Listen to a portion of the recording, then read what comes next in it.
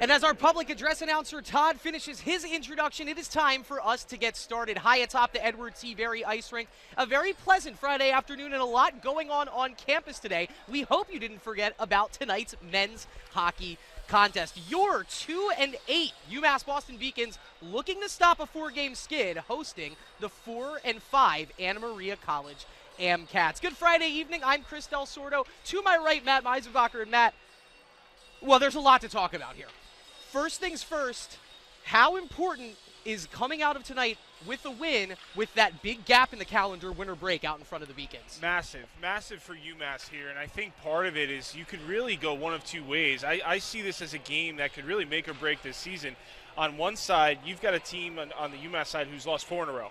And this is a winnable game most seasons, but tonight confidence has to be a little bit down from where you want it to be.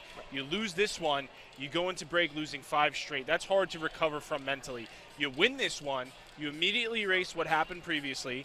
You get to put the hockey bag away for a little while, and then when you come back, there's a W in the column. So you can leapfrog into more of a positive mentality going right into the Codfish. This is a huge game for UMass given the way the start of the season has gone, and I really hope that they come out strong in this first period knowing what's at stake. Well, I would have hoped that Matt might have quelled your guys' concerns, but there you have it. It's super important to get out of here with the W tonight. The chips are on the table. Chips are all on the table right now with the Beacons having lost 4 in a row. We'll take a look at the side-by-side season statistics here, and as you can see on the offensive end for the Beacons, I mean, it's been a struggle. No other way around it. Only a goal and a half per contest, allowing 3.5 per game. You take a look at the offense, and it's drastically down from where it has been years past. I think for me, this team needs to find an identity. The conversations I've had with the coaching staff and some of the players, they still are trying to find what they are as a team. What do they do night in and night out without even thinking about it, right? Any good hockey team should know what that is going into a hockey game. This team hasn't found it yet. Offense is down, goals against is up. They have to find what side of the puck they're going to be on and stick to it throughout tonight. And then it almost hurts to even bring this up. Maybe even wasting a little bit of a phenomenal goalie effort out of a senior in Sam Best that's doing everything he can. And you have to remember, this is a team in those 2 of those last 4 losses going up against nationally ranked top 5 opponents. Yep. It's been tough sledding, and maybe this team in the Anna Maria Amcats might be what the Beacons need to just kind of pick it back up and get the gear rolling. Well, you mentioned the goaltending, and similar to quarterbacks in football, it's the first thing people are going to point to say, hey, let's fix that, let's change that. Sam Best is going to get the start tonight. He's been solid. I expect a big game from him here tonight. And we quick look at the matchup to watch here. Guillaume Colombe, it's a beautiful hockey name to say. I'm excited to get to announce it tonight. I'll give you 2 guesses where he's from. Quebec or Quebec, probably. 6 goals, that leads the team. 10 points, tied for the team lead. He does everything. He gets the most minutes of the Anna Maria Amcats, and a team full of weapons. He's probably the biggest target to look out for on that top line. First line center. Yep. They don't even try to hide. That's going to be their go-to guy. But you take a look at this roster, you see a lot of French Canadians. You see some Western Canadians. Yeah. You see some Europeans. There are not many Americans on this team. This is a national type of program here, and they play a different type of style than what some of these kids are used to growing up on the East Coast or playing junior hockey. So that'll be an adjustment that hopefully this coaching staff has addressed. Owen Bordeaux is American. He is a Michigan native, one of many Michigan natives actually making a good mark this season, continuing with Gino Carabelli and Mike Manzo. Looks like it's time for the national anthem here, so we're going to throw it to a quick break. When we come back, the starting lineups and the puck drop after this on the Beacon Broadcasting Network.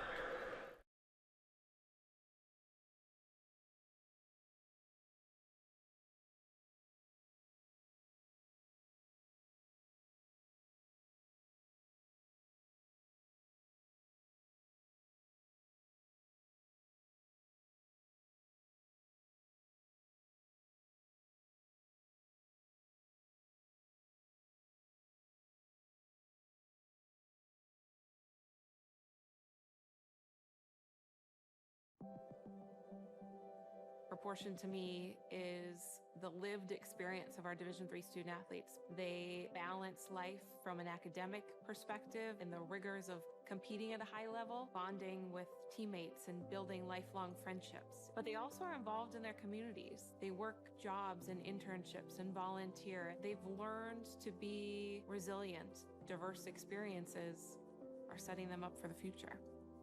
Passion's love. proportion to me is the lived experience of our Division III student athletes. They balance life from an academic perspective and the rigors of competing at a high level, bonding with teammates and building lifelong friendships. But they also are involved in their communities. They work jobs and internships and volunteer. They've learned to be resilient. Diverse experiences are setting them up for the future. All right, we're a couple of seconds away from the puck drop here inside the Edward T. Berry Ice Rink. I'm Chris Del Sordo. He is Matt Meisenbacher, and this is the starting lineup for today's contest. Taking a look at the Beacons, technically the fourth line, but that's some first-line talent in Corey Clifton, Devin Moran, and Evan Guggen starting up top for the Beaks. Yeah, this is just a little gamesmanship, I think, by the coaching staff, starting what's, quote-unquote the fourth line, but this could easily be a first line, and I think you're just looking to see what's going to work here tonight. You've got to, if you're the coaching staff here, you've jumbled these lines so many times, you're just trying to find not even a line, maybe two players that are clicking and try to roll with that tonight. So like you mentioned, I'm going to focus in on Clifton. He's a transfer from Quinnipiac. Haven't seen much from him yet this season. Right. I think he's got to be a guy. Got to try to get him the puck. He plays the wing. He's a great vision. He can make a lot of assists, but I think they got to get him a little more shots here tonight. Quick note on the Amcats, that is a freshman defensive pairing getting the start for them. And Cole Johnston, the true freshman, he gets the nod in net. That's his fifth career start, and he'll make it tonight. We're about to be underway here. The Amcats in their road navies and burgundy with white trim. Beacons in the white sweaters with the blue pants. Beacons working left to right on your computer screen, and they win the opening faceoff to get us started tonight. Puck deep in the right corner. That's Evan Guggen's, Guggen's reaching in. It's still alive on the blue line. Wristed in from DeLuzio, and the rebound goes just wide. They test Johnston early. He answers the bell. But fighting deep in the corner with it for the Beaks, that's Blake Coleman, all the way in from the point, met by a couple of Amcats, and then ducked out of the corner there by that's big Alex Duncan. Clifton, you just mentioned his name, swiping behind the net here. Eyes towards the middle, and now here's Guggen's. 3 assists on the season. He's second on the team so far. That one skidded all the way in, and Matt, that's a good 39 seconds to start the hockey game. Love the start. All offense, won the draw, forechecked hard. We're around the front of the net. Now you have to build on that, right? You can't let that dissipate. That's exactly the start you tried to drop. You can see the coaching staff congratulating that line for doing good work. You've got to follow that up here. The top line, centered by Manzo, is going to try to see if they can secondary that first shift. Mike Manzo, another one of the Michigan contingent that I mentioned before the game started. Team leading 5 assists on his right wing, Grady Friedman, a team-high 4 goals. And then the left winger, Jazz Krivtsov, 2 and 2. These freshmen are alive and well, and that one's centered across the doorstep. It's deflected all the way back and will be sent back in on the play by Pat Keegan. Trying to just get it out of the zone for the first time for the Amcats, and they still can't do it here as that's Roland crashing in. Now back to the net, Roland. Right wing slot shot in to get through. No, it doesn't go across the goal line, but the Beacons are peppering Kevin Johnston in the first 75 seconds. Anna Maria yet to get it out of the zone. Now it's Bryden Sinclair tasked with the deed, and he turns it over. And now it's on the stick of Grady Friedman. Finally scatters out of the zone, like Ryan Rowland's effort on the back blue line on that offensive possession for the Beaks, and the Amcats still can't get it out of the zone. Here's Andy Walker trying to dance around a couple of defenders. It's on his stick. It's still loose in neutral ice, and finally that's Giovanni Perillo for looked like the first time getting it across the red line. Back on the front foot is Davis Browning. In from the blue line, he gets met at the backboards, chops at it, can't keep it in, and a quick reset now 2 minutes into this hockey game. Well, I'll tell you what, Beacons could easily be up 1-0. That puck was through Johnston, without a doubt, creeping towards the goal line. They cleared it just in time, but that puck was through. Now, you're a goalie, so you have a different point of view, but do the players, do the attacking men on the ice remember that they got one through the goalie's frame and it just didn't cross the line? Everybody on the ice, including the goaltender, knows exactly what just happened, and I'll tell you what, if they're giving him 4 shots on goal, he better be ready to play. I hope he had a good warm-up, and that could be a challenge for a goaltender. A lot of times, if you don't get a good warm-up, you're coming into the game feeling as though you need a little bit of rubber to get where you want to be. And I'm not going to guess as to what happened there, but that was a pretty routine shot, 5-hole, and it somehow found a hole. So we'll have to continue to keep an eye on that. Beacons win another faceoff. They're 3 for 3 in the center circle here. DeLuzio sent that one, and he missed the shot wide. Zach Ruckenradi, the team's sophomore goalie, and then Johnson, who's a freshman, they were splitting reps in the pregame warm-up. We didn't know who was going to get the nod until 11 minutes beforehand, and so might that be something playing in for Cole Johnston. I'm not going to say a shaky start. Nothing's got him through yet, but he's seen the puck quite a bit. Well, you make a good point, and goaltenders like to know well in advance if they're going or not. Again, similar to a quarterback. Am I starting or am I not? It's a different mentality, and some coaches don't really buy into that. They don't let people know right until puck drop. Again, we don't know for sure, but you can only speculate. How about that? It got through from the blue line. Blake Coleman put it in from the point. A lot of bodies in front. I think that one's going to go to big 2-3. Let's see. No, he's pointing to Jacob Banks leading the handshake line. And so how about number 5 out of Marshfield, Massachusetts? Jacob Banks, his first goal of the season, and that was a body in front. And Kevin Johnston, get ready. Heck of a start for the Beacons. I mean, they have come in about 3 minutes into this hockey game, and this is the best I've seen them look. That's a shot from the point, and the one thing I'll tell you, Chris, that they haven't been doing in other games is having a net front presence. You could see it there. Banks was right on the doorstep. That's a shot from the blue line. He gets a little bit of stick on it, right over the glove, a 1-0 lead. More of this if you're the Beacons. We've been waiting all year. Jacob Banks, no stranger to scoring goals. He's the team's leading scorer on the lacrosse team returning this year. Just 1 career goal for the Beacons until now, make it 2, and what a time. Might that be the goal that just lifts the Beacons' spirits after this slow start? They're dangling back in and cutting all the way around. That was Corey Clifton. He has been getting involved in the first 3.5 minutes tonight.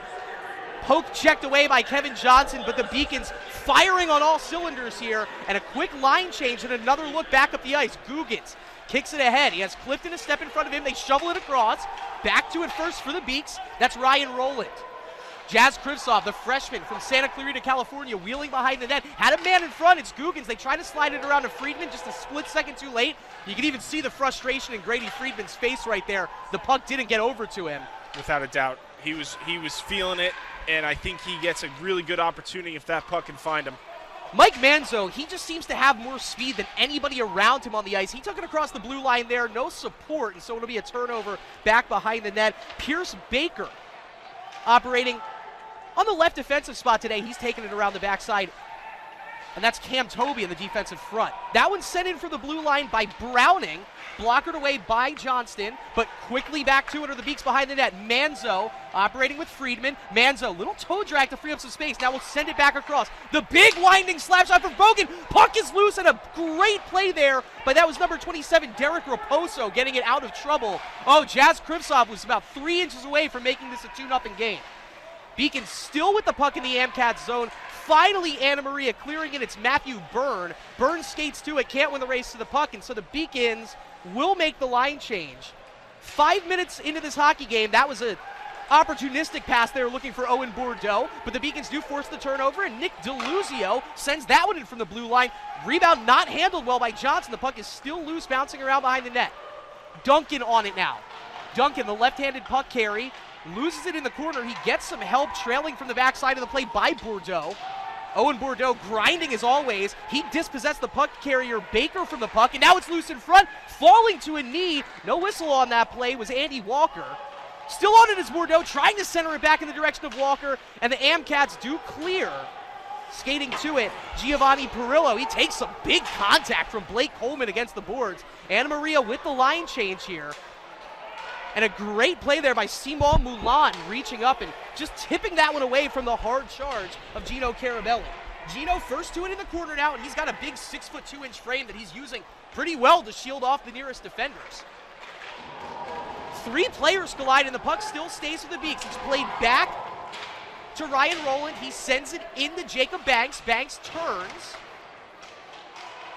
Fighting for the puck in front here is Coley Bankauskas. Haven't gotten to call his name yet. He's been a pleasant offensive presence in what has been a pretty quiet offensive season up to this point for the Beaks. Here's a look for Anna Maria, finally into some open spaces. Nolan Shaw, 3 goals on the season, but that puck was played offsides. So you've had a great start here. Can't ask for much more if you're UMass. Now, a few things, right? One of the things you can't do is focus so much on offense you forget your assignments defensively. Right. And you tend to see that, especially sometimes with younger lines, sophomore, freshman lines, they get a little too excited. The other thing, too, is the Amcats will respond. You can't stay like this the rest of the night. So you can't feel as though once they do respond as though all of a sudden everything you've done so far in this hockey game is gone. Continue to do the things that have made you successful.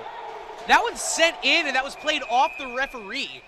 And part of me, the linesman there, just kind of caught in a unfortunate position right there, and so Offsides, a little yeah. bit of pardon me on that. It was played in He offside. caused the offside, so you weren't totally incorrect. Sometimes when everything's working, you just assume that couldn't have been on us right there. And that's been the really one hitch in the wagon so far for the Beacons here. Out shooting the AmCats on goal at least, 7-0. Nothing has even tested Sam Best yet. And I'm going to knock on any wood up in the broadcast booth because I said that. Hasn't really been close to being tested up at this point. The Beacons give it up in neutral ice, and there we go. Broadcaster Jinx charging down the right wing is Perillo. His shot blocked away. That's a defenseman charging all the way in. Carter Anderson offering some help too, but it's carried right on out of trouble there by Pat Keegan. He'll loop around and decide to walk it on in and then opt for the dump and chase and takes a pretty crazy carob right into Johnson. And so an offensive zone draw coming up for the Beacons here. Efforting some live stats for you guys. We'll get that momentarily up and running for the fans here. One of the things I think I'd like to see here is the Beacons seem to be doing better on faceoffs than they have, and that's leading to a lot of this sustained offense. They're winning draws, and it's making it very easy to stay in zone. We've seen in games in the past, they've had some momentum, but then they lose the faceoff. It's an easy out, and then they have to start kind of from scratch again. Tonight here, they lose this one, but again, gain possession, now right back to offense. Jazz Krivtsov using that big body to ward off the defense, and it slipped behind the net. Manzo can't quite put a stick on it, but to it first is Davis Browning cycling in from the right defensive spot. Missed pass opportunity in neutral ice. Bogan's going to have to retreat all the way back to his own red line to clear the puck. Let's see if the Beacons finally tested here to clear the zone, and it is poked free on the back check. Backhanded in, and Best, he's asked to make a save. He delivers. The rebound gets centered in front. That was Guillaume Colombe. Of course it was, finally putting a shot on net for the AmCats. And so you said they would respond. They didn't. It was the usual suspects doing it. Well, and again, you have a team that's 4-5. They have some solid wins on the calendar. We haven't gotten too deep into it, but a 7-0 win not too long ago. I mean, this team is going to find some offense here tonight. I really don't think this is going to be a 1-0, 2-1 hockey game. That puck got through to Best. He was able to kick it off to his right. Not a true save as it was corralled in by the AmCats. Loose in the slot and fanned on the shot there from Matt Gilbert. He was in a dangerous position. Then the next wrist shot comes in, and it's kick saved away up into the netting. And so there you go. Sam Best sitting on his hands for the first 7 minutes. Very busy the last 60 seconds. Important shift for the AmCats there. That's the first sustainable offense that they've had so far in this first period, almost halfway through. So an important shift here for both teams. The AmCats trying to build something here. They've been getting beat up pretty good. We don't have time here. We're going to get a replay in there next whistle, but you got the Beacons team that's really done well offensively, and now first time tonight being tested on the defensive side of the puck. And they win the faceoff at a crucial spot, but it's still kept in the zone by some nifty puck handling by McKillen Couture, a highly touted freshman here for the AmCats. Banks delivers a blow and gets it through the skates and over to Coley Bankowskis, which springs Gino Carabelli down the left wing. Now Bankowskis centering the line, tries to loop it back to Banks. Banks skating around the press of McKillen Couture. Banks, puck still on his stick. You have three Beacons kind of cluttered around that offensive corner there, mucking up the works are the AmCats. Beacons have won 6 of the 8 faceoffs in this contest up to this point, and so we might be headed towards another one here. Let's see if they can keep it in the zone. Instead, turnover right at the blue line. Pass doesn't get out to its intended target, Aryan Batra, and now Coley Bankowskis, the smart play to just send that one down the ice and let the Beacons go for their line change. Yeah, so you touched on it, Matt. The schedule for the AmCats so far featuring some big blowout wins. A 10-2 win over Worcester State, a 7-0 win over Worcester State, a 5-2 win. But their losses were of the blowout variety too. They had a 5-1 loss in there, a 4-1 loss in there. It seems like when the games get close, they're not the team coming out on top and scoring the crunch time goals. From what we've seen, right? Yeah, they want to get into some sort of a shootout type of game and make it just an all-out up and down the ice, who can score more type of hockey game. Beacons probably don't want to do that. Offensively, they had a nice save there by Best from the blue line, saw it all the way. They probably want to do the opposite of that, right? They've got the lead. You want to find a way to play with that lead. Continue to do what you've done offensively. I just don't think they have the horses to get into some sort of all-out shootout like the AmCats might want to. Evan Guggen's in the center circle. He's 3 for 3 on faceoffs tonight from this spot. Needs one here as the Beacons kind of on their back heels a little bit. He does win it back, and they play it backwards to Davis Browning. Browning fronted by 2 AmCats here. This one's still deep in the corner for Ryan Bogan. He tucks it ahead over to Devin Moran, seeing just his second game's action this season. That one's turned over. Cam Toby for the second time. He seems very content with putting it on the goalie and making Sam Best make a mistake. That's the second time that he has forced an offensive zone draw with what looked to be maybe a simple shot in from the blue line. Not saying it tested Sam Best, but if nothing else, it's stopping play and getting some fresh legs down in front of the goal for a faceoff. Well, and I think, too, part of the way this period is gone is you're just trying to get easy zone entry, right? So one of the ways you can do that is just fire it on net. You're not necessarily trying to score, but you know the goaltender's going to cover it, and you get an in-zone draw, try to put it on your center to win. They don't do that here, but that could be the concept that they're trying to go with. Beacon's now 7 of 9 from the center circle of the night. Krivzov looking up for Friedman. He's going to touch that puck while it's offside. Here's an important statistical note. We're 9.5 minutes into this contest. The first 6.5 minutes, no shots on goal for Anna Maria. The past, it looks like, yeah, we'll touch on that in a second here. The past 3 minutes, 6 shots on goal.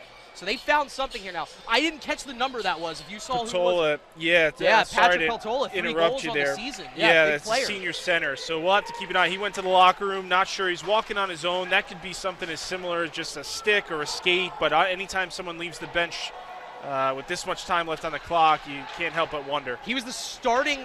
He's one of the alternate captains. He was starting on the left wing at puck drop tonight. So we'll keep you posted on that. Amcats force a turnover in neutral ice here. This is Ishmael Carrington heading it ahead to Matt Berg.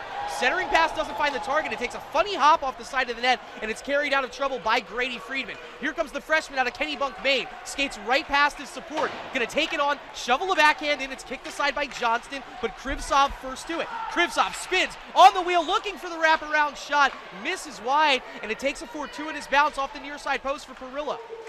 Carrying it across with Perillo is Matt Gilbert. They're the two first to the puck. Couture jumps on in the slot, and I'm not sure if that got deflected in front or if it was a save by Sammy Best. No trouble, but it's still Amcat's puck. Yeah, I think he got a piece of it with his pad. That's a good stop. Sammy Best had a very quiet first 7 minutes. He has been awake and alert, to say the least, these past 4. Beacon still leading 1-0 here in this crucial non-conference matchup. If you're just joining us, Beacons are 2-8 right now, looking to stop a 4-game skid. Anna Maria, on the other hand, looking for their first set of consecutive wins on the season and could make it to 500 with a win tonight. So a lot at play here. The puck's been in neutral ice for basically the past 2 minutes straight of this contest. Amcats can settle it in front, and somehow that got all the way to Sammy Best. He'll reach out and do the right thing. That's cover the puck up on that play. Safe to say, Matt, that the Amcats have responded and answered the bell from that little 7-minute swoon to get the game started. Haven't got anything past Sammy Best yet. What are they going to need to do that? Well, we were redlining. The pace to start was maximum RPMs, yes, right? And we knew that wasn't going to be sustainable. That was probably a lot of adrenaline, both these teams knowing what was online here. We've seen that come down a little bit. It's been a little bit more even here. So I would expect that what you see now is what we see for the rest of this period. And I'll be curious, Amcats, you're right, have generated a lot of offense. The last, now 8 shots on goal. So it has slightly gone their way. And I see them being far more aggressive in the neutral zone than they were to start the game. Well, let's see. Here's Jacob Banks, the game's lone goal scorer. He's going to beat the icing there. Kind of wins to the first to the puck, and it's still loose now as Gino Carabelli had it on his stick momentarily. It gets turned over. Browning sends it in right into some skates, but it's still loose. Hacking at it. Oh, it was loose in front, and the shot not taken by Carabelli. It was in a tough spot for him. Bogan keeps it in the zone. Lofts it in behind the net. First to it is Jacob Banks, and he'll look backward. Looping it through, shot scored! It's Carabelli right in front, thanks to the Bankauskas assist. That's the second time those two have teamed up for a goal this season. And Gino Carabelli, I mentioned his big frame. It's never that simple, but when you have a big body in front and you put the puck in front of the net, good things happen. Goal number 2 on the year for Gino right there. Well, I'll tell you what, and both these goals here tonight are representative of what this team has been successful in the past. They've not shown it, and they're both net front goals. We haven't seen that consistently from this team up until this point, but I'll tell you what. Very good point. Something changed. I don't know if that's something that they've addressed all week, but both of these goals have been right on the doorstep, and that's where this team, we've been saying it all year, can find their success when they get to the nitty-gritty. You see one here. That's just a simple play out in front. You're trying to find a pass or someone's stick. Sure enough, you connect on it, and now you're up 2-0. Blake Coleman going to just try and keep a good thing rolling here. Carries it into the zone. Now with some puck handling, he centers in front. It's onto the backhand for Moran. That got through Johnson, and maybe he got a piece of it. I'm not quite sure if you saw if that hit the post or not, but wow, the Beacons found something right in front of the net, it looks like. And that more of that, right? It's clearly working. Wow. So more of that. Great poke check here sends Corey Clifton on a 2-on-1 with Devin Moran. Moran on the back check, and Googans, if he could have jumped onto that puck, the Beacons would be operating with a 3-on-1. Instead, Matt Byrne sends that one all the way in. It gets around Colomb, covered up by Best. Yeah, I tell you what, Matt, this game, it doesn't know which way it wants to go because that was a very dangerous out-of-nowhere opportunity for Anna Maria. As you can see right there, Carabelli off the quick feed from Bankauskas in front. Nothing to it but just to slam it in the back of the net. Again, guys willing to pay the price to get to the front of that. That was relatively easy. They didn't face much resistance there in that play, but what I've seen is a willingness to get to the front, whether there's an easy tap-in goal like we saw there or just simply having a presence. We're going to get a whistle here. Let's take a look. Well, I'm sure, I would assume we have some cameras in front. We'll probably be able to pull that one up on replay. There was a whistle and what looked to be a collision, and I'm not sure if they were related. There's no penalty happening on this play here. Yeah, not quite sure. You got to read on that? Yeah, no, yeah, sorry. Not quite sure. I saw the linesman pointing to center ice. I didn't see what the infraction was, nevertheless. So if you're watching at home, apologies. We'll just start it over again from the center circle. That one got sent in by Colomb. Best sends it away with his body, opts not to cover it up, and the Beacons turn it over in their own zone. Heads up play to get it out of trouble by Pat Keegan, but it's won right back at the red line by the Amcats, and they'll send it on in. Head up on the play here for Pat Keegan as he tried to clear the zone to Jacob Banks. Jacob Banks on the second line tonight and really making his presence felt. Already with a goal, and again, like you mentioned, he's noticeable on the ice. That's something you'll hear scouts and coaches talk about. Are you noticeable? Pat Keegan, Banks dangerous play right there, and here we go. Puck is loose. Perillo back, and that one's shot just wide from Cam Toby. It was a great look from the defenseman, Giovanni Perillo, coming in from the backside to open up that look. Just a little bit off to the left, but the Amcats now equal amount of shots on goal at the Beacons. To say they haven't threatened in this first period would be grossly inaccurate. Kind of surprising that they haven't put one past Sam Best yet, although Sam, steady as he goes with the opportunities he's had, 9 saves on 9 chances here. Well, the old phrase, your great offense is your best, defense. Right, and we've seen that here tonight. I mean, the Beacons just have possessed the puck more than the Amcats for the most part, and all their chances that the Amcats have put forth are really routine stops for Best. He hasn't really had to come up with anything big, other than that one from the slot. I'll tell you, that one was tricky. Friedman toe drags into a wrist shot. It's blocked away by Johnson. That one's sent in on a crazy angle from Bogan. It almost tested the frame of Johnson.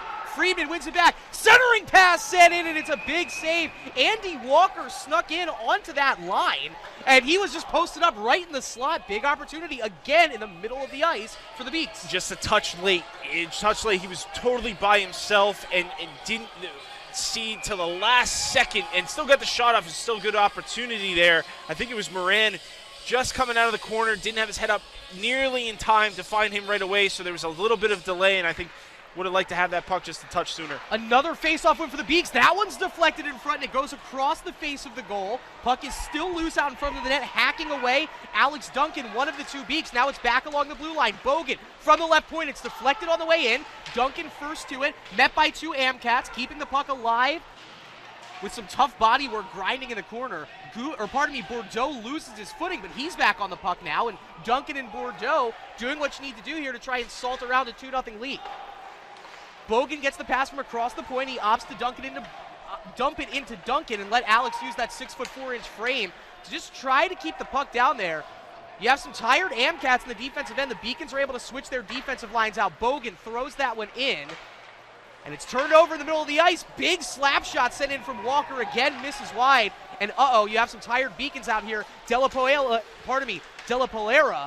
can't catch the Beaks out of position for the Amcats. It's a turnover at neutral ice.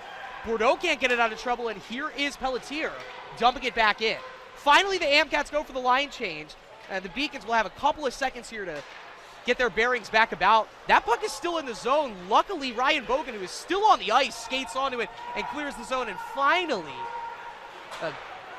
some touch-and-go neutral ice play there sees the Beaks carry it out of trouble. And now Clifton put it right into the skate of Evan Googans, but it might have opened up an opportunity for Devin Moran. He takes a hip check.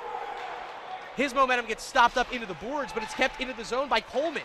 Blake over to Corey Clifton. Clifton spinning, keeps it alive on his stick. using the body to ward off the defender. Big hit taken by Moran back in the corner as Googans, the transfer from Norwich University, who's made a big impact on the team this season, couldn't quite get to it in time and keep it into the zone. And we have a whistle here. And it'll be icing. And so some Amcats who were attempting to make that line change going to come all the way back. And here's the offensive zone draw and a good opportunity for the Beaks. And 11 out of 17 in the faceoff circle in this first period. They continue to be strong. I think for me, I look at the clock, and from a coaching perspective, I'm up 2-0. I've had really the best start I could have drawn up here from a coaching perspective. I'm going to make sure that we're not going to forfeit anything here, right? We're going to continue to forecheck and do the things that have made us successful in this hockey game, but I'm going to make sure we've got 2-3 back through the rest of this period. We're not going to take any chances, any unnecessary risks, really force the Amcats to do something special to try and get on the board here. The goal for me, get into the locker room at least up 2-0. At least up 2-0, and that's easy to do when you're winning faceoffs at a clip like this. The Beacons now 66%. They've won 12 out of 18. They've kept it in the zone now for the past 10 seconds after the faceoff win. That one's circled around. It takes a pretty nice bounce for the Amcats, and finally Anna Maria will get to make that change.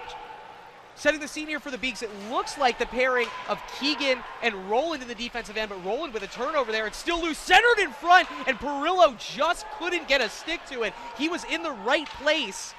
Was Giovanni Perillo, another talented freshman Canadian. There are a lot of freshmen. There are a lot of freshman Canadian on this team. He is one of double digits. He's been on the doorstep a couple of times, has number 23 for the Amcats. Just couldn't get it past Sam Best there. Couldn't get it to him to put it past Sam Best. And they will respond. Again, this is a team, through the research we've done, that will not, I don't foresee this being how the game is going to go in its entirety. That's why I think right now, under 3 minutes to play, it's so imperative for this Beacons team to find a way to keep it, again, at least 2-0 going into the room. You've got an in-zone draw here. I'm not saying shut down the offense. I'm just saying make sure that defensively you've got those boxes checked before you start talking about anything offensively. There's a huge face-off win for the Amcats, and it's played back well to Pierce Baker. Baker trying to center it in. Look at Davis Browning reach out, pokes it free, and now here's a 3-on-1 for the Beaks. Manzo on the right wing, looking for the centering pass to Friedman, and it's deflected. Krivtsov in front, and he can't spin it into the net. Wow, a 3-on-1, and the opportunity was there for the Beaks. The Amcats survive. Puck still in the offensive zone. Bogan, Krivtsov in front. The fluttering shot just misses his stick. Hacked at by Grady Friedman. He knows what to do with the puck in his hands, but he can't quite get it over to Mike Manzo, and the Amcats, by the slimmest of margins, survive that Beacons rush. Well, you can't hit a post any harder than that. I mean, that was flush. That's going to be offside. Grady Friedman leads the team with 4 goals on the season, and I would say he was about 2 centimeters away from goal number 5 right there in the top left corner, but that'll happen. How about that freshman line right there generating these chances? They have some chemistry that it feels like you would need to play 4 years together to have in these 3 freshmen. Maybe they got along well once they came onto campus here in August, but it is something to see those 3 play together like that. And that's where practice really, again, if the coaching staff is doing things right, and they clearly are because they continue to jumble lines, you're trying to find players that naturally click, and you can see it there on that 3-on-1. That was just a very quick pass across for that one-timer, flush off the post. They almost got the rebound, as you mentioned. I agree. I like that line. I would expect them to see some more minutes here. It's such a nice bright spot when you're amidst maybe a 2-8 start to a season to know, hey, we have these 3 freshmen, and so we'll stay patient with them because we're going to get quite a payout from them moving forward. Well, and it forces your upperclassmen, your juniors and seniors to step up, right? You got to rise to the occasion. Well, the last thing you want to do in your second to last or your last year is start losing minutes to a freshman or a sophomore, right? So you want to step up as best you can, and it has a way of producing really good results when you have underclassmen performing that way. Moran centered that one to Walker. Andy Walker has had 3 one-timers right in the middle of the slot. The Beacons have found something there to at least find him in some open space. So not one to make predictions on air, but it looks like I might be calling his name in the slot for the next 40 minutes of the action as well. And we'll walk this one all the way back for another offensive zone draw for the Beaks. Music is playing. Crowd has been into it tonight here at the Edward T. Berry Ice Rink. It's very nice to see after such a flat start to the season. The first 10 games are behind us, and maybe these next 10, who knows, you might be looking at an 8-2 split instead of a 2-8 starts right now. split. Yeah, it starts right now. And another in-zone draw, more of what we've seen this period. An in-zone draw, another opportunity to generate some offense here. Anna Maria had one the last 2. Clifton got to it. He put a big wrister in on the slot, and that one's gloved and handled nicely by Kevin Johnston. The Beacons now have 7 straight shots on goal in this contest. At one point, it was even at 9s. Now 16 shots on goal for the Beacons in this first period, compared to still 9 for Anna Maria. And I like that face-off play. Guggens, he loses that one. Clifton just coming right across the top, got a nice shot from the slot there. Goaltender made a nice save. I think it goes in with the first 2 goals the Beacons scored. Very simplistic in the build-up play to get to it, and a simple hockey play to allow the shot to happen. Don't overcomplicate things, I guess. Yeah, well, and you've got to be committed, right? I think it's easy for players to play on the perimeter, right? It's hard to get to the front of the net. It's a very simple concept in theory, but there's a price to be paid. It's a tough area. You're going up against usually the biggest players. You're going to get hit. It's hard to do, and it's hard to do consistently, but we've seen here tonight the Beacons are willing to do that, and that's, I think, one of the major reasons they've got a 2-0 lead. Talking about play in the trenches, the Beacons have put 27 shots out. 16 of them have found the frame of the net. Now, if you extrapolate that across the rest of this game, that's over 80 shots. You cannot get 80 shots in a game unless you are winning any and every really battle in the trenches in front of the net. Anna Maria had it in the zone momentarily. Haven't heard much from them on the offensive end the past 4 minutes. They're able to keep it looping in. Around the blue line go the Amcats. It's Bryden Sinclair, the true freshman. He drops to a knee to keep it in, but he loses it. And now another odd man rush. Out to the right side is Banks, centering it, Carabelli, no! Another post, that might be 3, definitely 2 this first period, and the score remains 2-0. Anna Maria back the other way, Best got a piece of it, it misses high. Carrington the first to it, and it's turned over, and oh my goodness. Jacob Banks having a period to remember, almost generates a second goal of the period for Gino Carabelli. One last look down the ice, the horn will sound, and that is the 20 minutes the Beacons need to try and stop this 4-game skid. Well, I'm checking the body language here leaving the bench just to get a sense of how this team is feeling, because most times shoulders are hunched over, feeling a little bit down, not the period I wanted, not the play I wanted. Especially this year. And I'm seeing a lot of high fives. I'm seeing a lot of pats on the backside, right, which is a good thing. Gotta love the way this team has started, okay? I'm sure the coaching staff will love to tell us whatever they said pregame was the factor, and that's what worked, and I'm going to use that speech again. I'll tell you what it really is. This is a willingness from the players in the locker room who have had enough, right? They look at the record and they say, we are not a 2-8 hockey team. Let's be responsible tonight, come out here with some gusto, and really show our fans, ourselves, what we're about. And you saw that in this first period. I mean, that was the best period of hockey. I think you could take any period from any other game and look at this one, compare them, and say that this is the best that they've put forward. I saw forwards committing to forechecking, the front of the net presence like we talked about. Neutral zone was clogged. Anna Maria, even when they had the puck, had a difficult time coming through with speed. And defensively, Best had to come up still with 11 shots, but none of those, I would say 1, maybe 2 were really test for the ability of the goaltender that Best is. He can stop all of those rather consistently. Reminds you of yourself out there, right? Well, yeah, in practice mostly. The commitment to that, I think, for the Beacons was really what stood out for me in that period. Now, again, the Amcats will respond. They did some things in that period. They weren't completely beat down. They did some things in that period I think they did that they can build upon. They've got to have a lot more consistency in the offensive side. Still a lot of hockey to be played, but I think you've got to be very happy with what you saw here the first period from the Beacons. So there you have it. First period in the books. It's a 2-0 lead for the Beacons. 40 minutes of hockey still in front of the Beacons, but if it went anything like the first period did, it'll be 40 minutes of hockey that we are all excited to watch. We're going to throw it to a break. When we come back, we will have the first period stats for you and the scoring summary after this on the Beacon Broadcasting Network, brought to you by LittleEast.tv. The 5-campus UMass system is the university that educates the workforce of Massachusetts. We recognize that we are truly here for a reason, and that recognition inspires us and drives us every single day.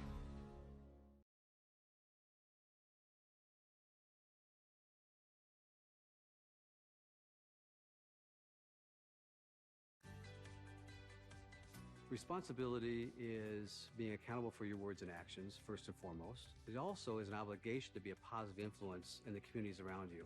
Being in a D3 program, you're going to have lots of different opportunities. You're not just an athlete, you're also involved in student life. Your academics are extremely important. We give a lot of our student athletes responsibilities right from the start. I give them leadership opportunities.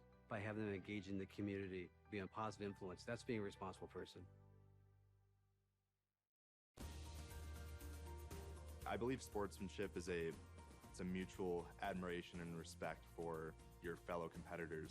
We all go through a lot to reach the point where we compete against one another. It's important to realize that. So once we're finally on the field or on the court or on the starting block, we look at each other as fellow human beings and not just competitors. Being able to recognize the hard work that other athletes are putting in creates a more positive and inclusive environment. Comprehensive learning is being able to adapt to experiences and apply the things that I learned. Being an athlete and juggling academics helped me grow as a person, and things that I've learned, I was able to apply it in another field, putting them into everyday life. Developing comprehensive learning helped me prioritize certain things to make sure I get to where I want to be. Paris changed my life, and I got there through UMass. Those very specific seminal moments in Paris, the subway. A man in a tuxedo walked in, and a woman in a long gown, and it was stunning. It all hit me. It was like a lightning bolt. There was this world of beauty and style that I wanted to be a part of. That was the beginning of the journey. And that all came through the University of Massachusetts. And that was really a key moment for me. That's one of those moments you never forget. The University of Massachusetts, Boston. It's just minutes from downtown, and the Princeton Review calls it one of the best values in the country. A nationally recognized institution of academic excellence and research, UMass Boston offers more than 150 undergraduate and graduate programs, 16 Division III sports, and more than 100 student organizations. To learn more about the opportunities waiting for you at UMass Boston, visit in person or online. UMass Boston, a research university with a teaching soul. Celebrate the soggy shoes and the slow starts. Celebrate the lessons learned along the way.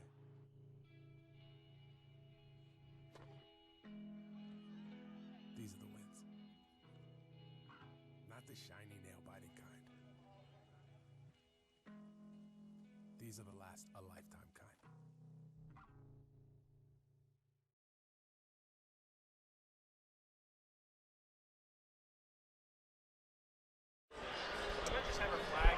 And we'll join you back inside the Edward T. Berry Ice Rink. We are in the middle of the first intermission. The Beacons leading the Anna Maria College AmCats 2-0. 15 shots on goal in the first period for the Beaks. They muster 27 total. 11 shots on goal for Anna Maria in the first period. They only put 16 shots up in total. So the Beacons really peppering the goal area. They get it on the frame of the net 15 times. Sam Best making 11 saves. Cole Johnston tested quite a bit. He has made 13 saves in 15 chances. The Beacons, for the bulk of the first period, dominating that face-off battle. It's gotten a bit closer after the end of the first period. Beacons still up 13-23. No penalties, no power plays to speak of in the first period. 2 goals to speak of, though, as we pull up the scoring summary here. And for the Beaks, Jacob Banks got the scoring started just 2 minutes and 49 seconds into this contest. Some traffic in front after a feed from the defenseman Blake Coleman, and he scores his first goal of the season and the second goal of his Beacons career. And about 9 minutes after that, Gino Carabelli was on the doorstep. Coley Bankauskas using his speed to get around the defense behind the net, and then he slipped the pass right across the face of goal. Gino ready and waiting to hammer it home for his second goal of the season, and for Gino, his 4th goal in 33 games as a Beacon.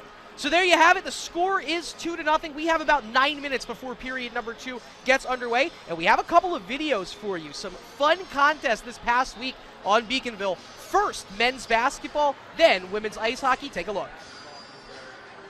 23 home opener against Colby Sawyer College on Tuesday night in the Clark Athletic Center. Just before Thanksgiving break, it would be the night for Malik Lorquette, the big man, with an early 4-0 run for the Beacons right here, getting an early layup, and then right here in the post against Connor Kelly to give the Beacons a 4-0 lead right off the bat. Lorquette, a short while later, would hit back-to-back free throws right here and make it 11-7 Beacons. But the Chargers would come back and they would get their first lead of the game as Scott Lampron would pull up right here for three on the transition. Colby Sawyer takes the lead 13-11, but then Malik Lorquette just going right back to work on the other end, down 16-13. A beautiful pass from Emmanuel Zayas to Mariano Olivier Rodriguez over to Lorquette for that layup.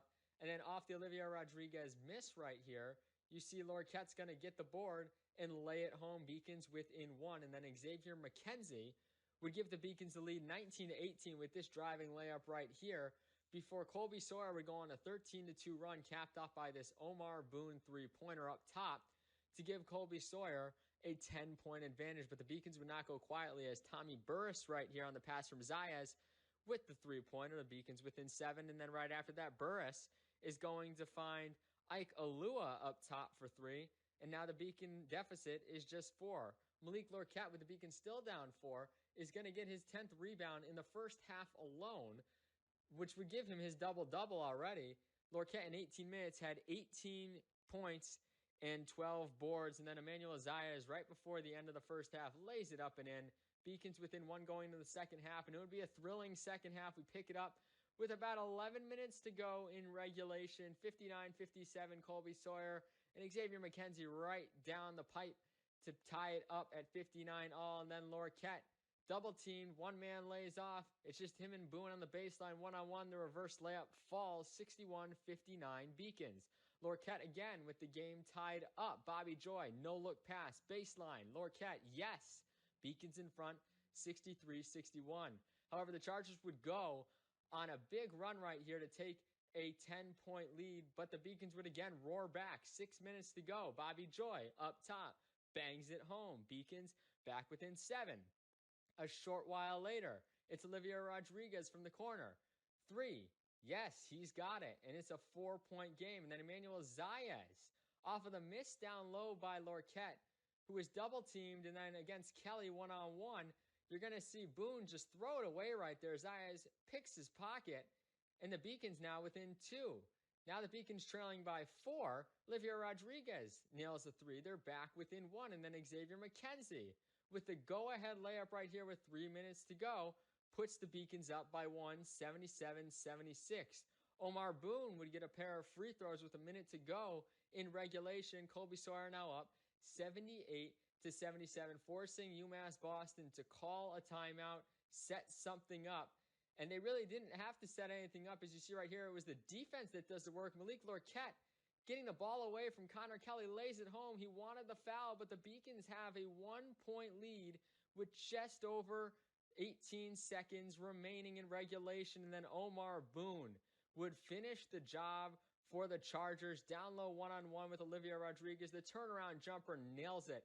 Beacons call timeout. One more chance to win it right here, and it would be up to Xavier McKenzie, who would go full length of the court with 7.2 seconds left, driving on Kelly. The layup, no good. And the Beacons fall at home in their home opener, 80-79. Malik Lorquette, a double-double in 36 minutes, 24 points, 19 rebounds, 10 of 15 shooting. On the other end, Omar Boone, the game winner, had 22 points, 9 rebounds in 34 minutes. The Beacons will play in the Black Coaches Collegiate Classic this Saturday against Leslie University at 7:30 p.m. UMass Boston women's ice hockey at home in the 15th annual Codfish Bowl consolation game, taking on number 5 nationally ranked Nazareth College. And early on, the Beacons would look to get on the scoreboard as Emily Hansen, with a shot opportunity there, turned away by the Nazareth College defense. And then Sydney Leonard, a 1-on-2 situation right there, is able to get a shot on McKinley Hoff, but is turned away. But then Anna Gustafson, just over 8 minutes into the first period, would get the first goal of the game off the faceoff from Sydney Leonard, puts the Beacons in front 1-0 against the nationally ranked Nazareth College team that came into this one 6-1 on the year after losing yesterday to Bowdoin College in the Codfish Bowl opener. But then Abby Luth would put the Golden Flyers on the scoreboard just over 4 minutes later. Her 3rd goal of the season, unassisted. After that one, caromed off of a Beacon defender, is able to tie this game up at 1-1. But the Beacons would just go right back to work on the offensive end here in the first period. And Margot Butters would net the first power play goal of the season for the Beacons. Her 3rd goal of the season on the assist from Katie Wilbert off of the faceoff. The Beacons head into the second period up 2-1. And Victoria Kennedy would come up with some big saves to help keep the Beacons in front early on in the second. Right here in a 2-on-1 situation, a nice save on the left side there keeps it with a 1-goal lead. But then Nicole Van Stralen gives the Golden Flyers the game-tying goal. A beautiful pass there from Julia Holmes and Audrey Donahue. Nets her 4th goal of the season just past Kennedy. And just like that, we are all tied up at 2 apiece here in the second period at the Edward T. Berry ice rink. And then McKenna Wilginen is able to get a shorthanded goal, her 7th of the season, on a beautiful pass from Ali Watrous and Ivy Linden to help put the Nazareth College Golden Flyers ahead 3-2 in the second period of this one. But then the Beacons would have 7 shot opportunities against McKinley Hoff late in the third period to try and get back into this game. As you see, Emily Hansen with a shot opportunity there, followed up previously by Sydney Leonard's shot attempt. And then Hansen yet again is going to have a great opportunity right here. The feed in front from Kozik cannot get it by Hoff, and the Beacons still trail 3-2. And then Victoria Kennedy comes up with a huge save right here, keeps the score at 1-0 as that puck bounces out. But at the end of the day, Morgan Lunenberg would get her first goal of the season, an empty netter right here to put the Nazareth College Golden Flyers ahead 4-2. They would go on to win this one 4-2. Victoria Kennedy finishing the game with 33 saves. McKinley Hoff 21 for the Golden Flyers. The Beacons will head on the road next Friday for their next game against Worcester State University at 7:10 p.m.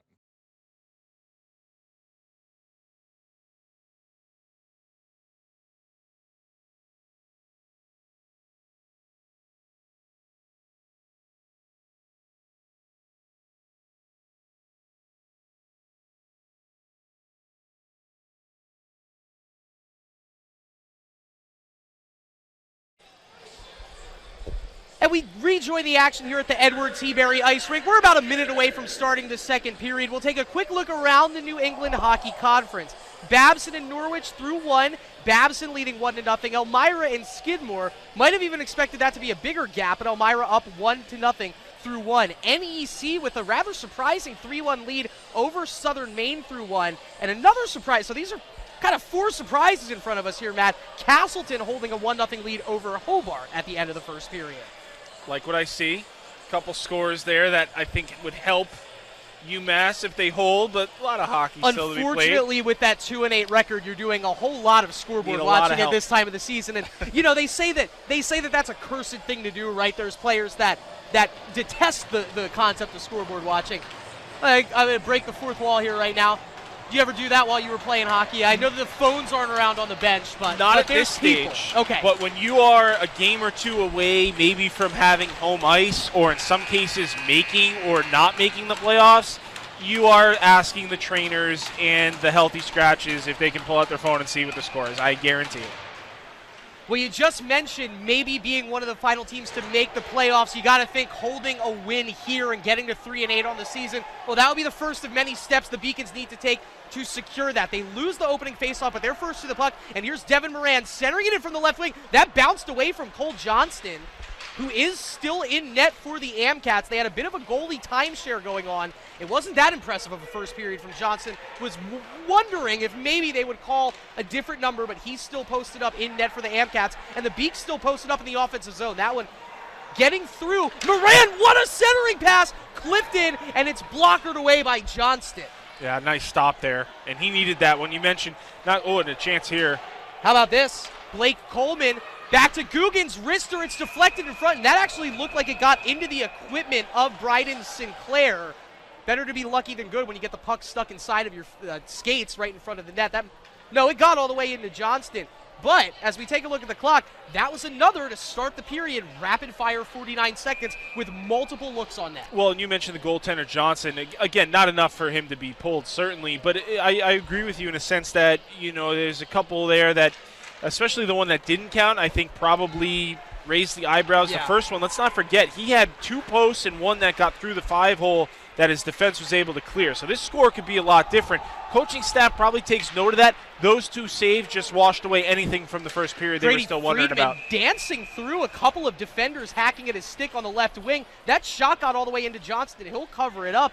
And once again, I'm sorry to cut you off there, but this freshman line does that to you where the puck seems to be in a safe spot. You blink, and all of a sudden, one of these 3 hard-charging freshmen is barreling down the boards with the puck in their possession. The second line has all the points, but you got to like what you've seen from this first line, and a lot of times they're the ones that are sustaining this offense. They don't have anything to speak for it yet. I would be curious to see if that changes. This is a bad turnover here. It's going to be won back by Pat Keegan. The second line has all the points. That freshman line has hit the post twice. That's right. So how about that? I That's mean, right. if you want to look at production right there, there's 2 lines with 4 scoring chances in the first 20 minutes. Back on it is Grady Friedman. He has Jazz Kristoff to his right. Jazz gets it to Grady, then he gets knocked off his skates, but he gets the puck right on the doorstep. Centering pass wheeled in, nobody there, but Jazz first to it again. What a heady play there to try and keep it in the zone for Ryan Rowland without a stick. It sets up a 2-on-1 for the Amcats. Fluttered pass in, and it's over the stick of Cam Toby. And a great play on the backside by the Beaks there. That's Jazz Krivtsov with the puck. A little toe drag. It gets away from Jazz. You still have the loose stick of Browning, or of Rowland down there. All 5 players with a stick for the Beaks right now. Another opportunity, not necessarily by the wayside, but not that great of a scoring chance generated. Now Simone Moulin with Matt Gilbert working it in for the Amcats. They're behind the net. Bogan applying the pressure, and he dispossesses the puck from Anna Maria. Right back to Matt Gilbert it goes. Out to the point, kept in by Simone Moulin. Back inside down the left wing is Giovanni Perillo, who had a whale of a first period, did the freshman from Quebec. And we have a whistle behind the play, and we'll skate it back out of the zone. Yeah, hand pass. Come outside. So that puck played with a hand pass will go back outside of the offensive zone for the Amcats. Well, I mentioned that the Beacons, at one point, they had won 12 of 18 faceoffs. Anna Maria very much back on even footing right now. The Beacons are just 14 of 26, make it 15 of 27, so that's a big win. Now can they get it out of the zone? Well, into theirs. We had that one, right, Chris? We knew the Amcats were going to slowly climb back into this hockey game. Let's not forget, Beacons came out with such a force right away. It took them a little while to match the pace at which the Beacons were playing, and now I think we're seeing a much more even hockey game. I got to ask you this question just as more of a little bit more naive to hockey. Does that seep into the face-off circle too, the momentum, or is that kind of the one thing that stays individual from the flow of play? Well, statistically, mathematically, you're doing well if you're upwards of 55 to 60%. That's considered very well. Anything higher than 60% is considered elite. So mathematically, those numbers tend to drop back to the mean. I think what you're referring to is, yes, the pace of the game, and also the other thing, where the face-offs are, right? You factor in who gets last change, which center can go out last, and there's a lot of factors that go into winning and losing draws. But I see your point in the sense that the way the Amcats are coming back into this game increases your confidence, and sometimes that does lead to more face-off wins. And obviously could never simplify something as nuanced as the face-off game into just, the boys are skating well, so we're winning our face-offs. But at the same time, hockey's funny like that. It is, and I'll tell you what, it's one of the most overlooked parts of the game. I think if people actually took the time to understand what goes into a draw, even just what centers are looking for, as simple as righty-lefty, and where that face-off is on the ice, you'd be amazed at what goes on in just simply trying to win a draw. That's a big face-off win there by Guillaume Cologne, and he skated it through 2 Beacons before ultimately turning the puck over in front of the net. But it's in a dangerous spot here for the Beaks. First to it for the Beaks is Nick DeLuzio. He loses it. Coley Bankauskas applying some defensive pressure up from his left wing spot. Can't remove the puck from the Amcats. Finally, it's almost ushered out of the zone and successfully taken out by Carabelli. The referee did see it on the play. We do have a delayed whistle, and now that delayed whistle is blown. And so we made it, Matt, 24 minutes into this contest without a penalty. The Beaks get the first power play as the guilty party, Derek Raposo, headed to the box. Oh, that one's pretty clear. That's going to be a trip every time. And Beacon power play. So it hasn't been great.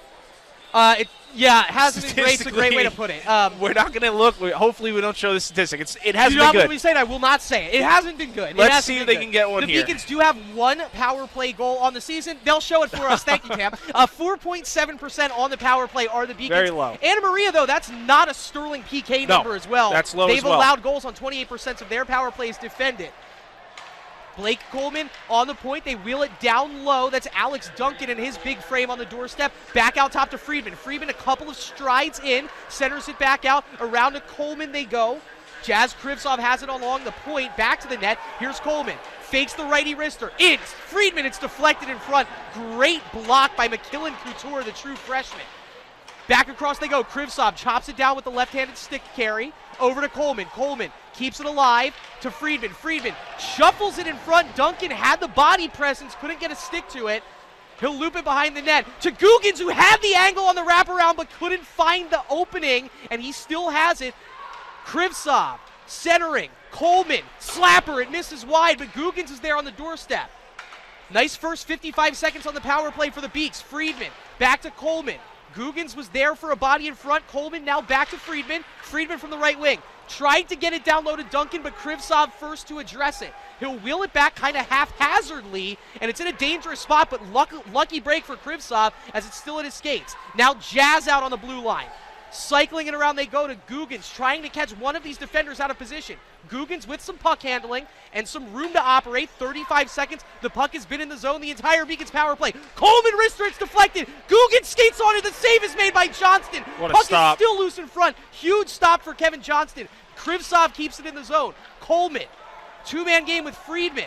Spins it back. Grady going to walk into one. Wrister, it's deflected in front. And how about McKillen Couture and this Anna Maria College Amcats penalty kill? Just 72% on the season. And unless something crazy happens this next 9 seconds, a huge PK there. Hey, thanks for letting me take that one. I couldn't stop. The puck was cycling around the whole time. Beacons had him pinned, and it ended up being a couple saves and then an all-time A-plus stop there by Johnson, getting the pad up, stopping that short side shot there. And well, look out. Here's Mike Manzo making some own offense on his own right. Down the right wing. Toe drags it around and can't get the shot in front.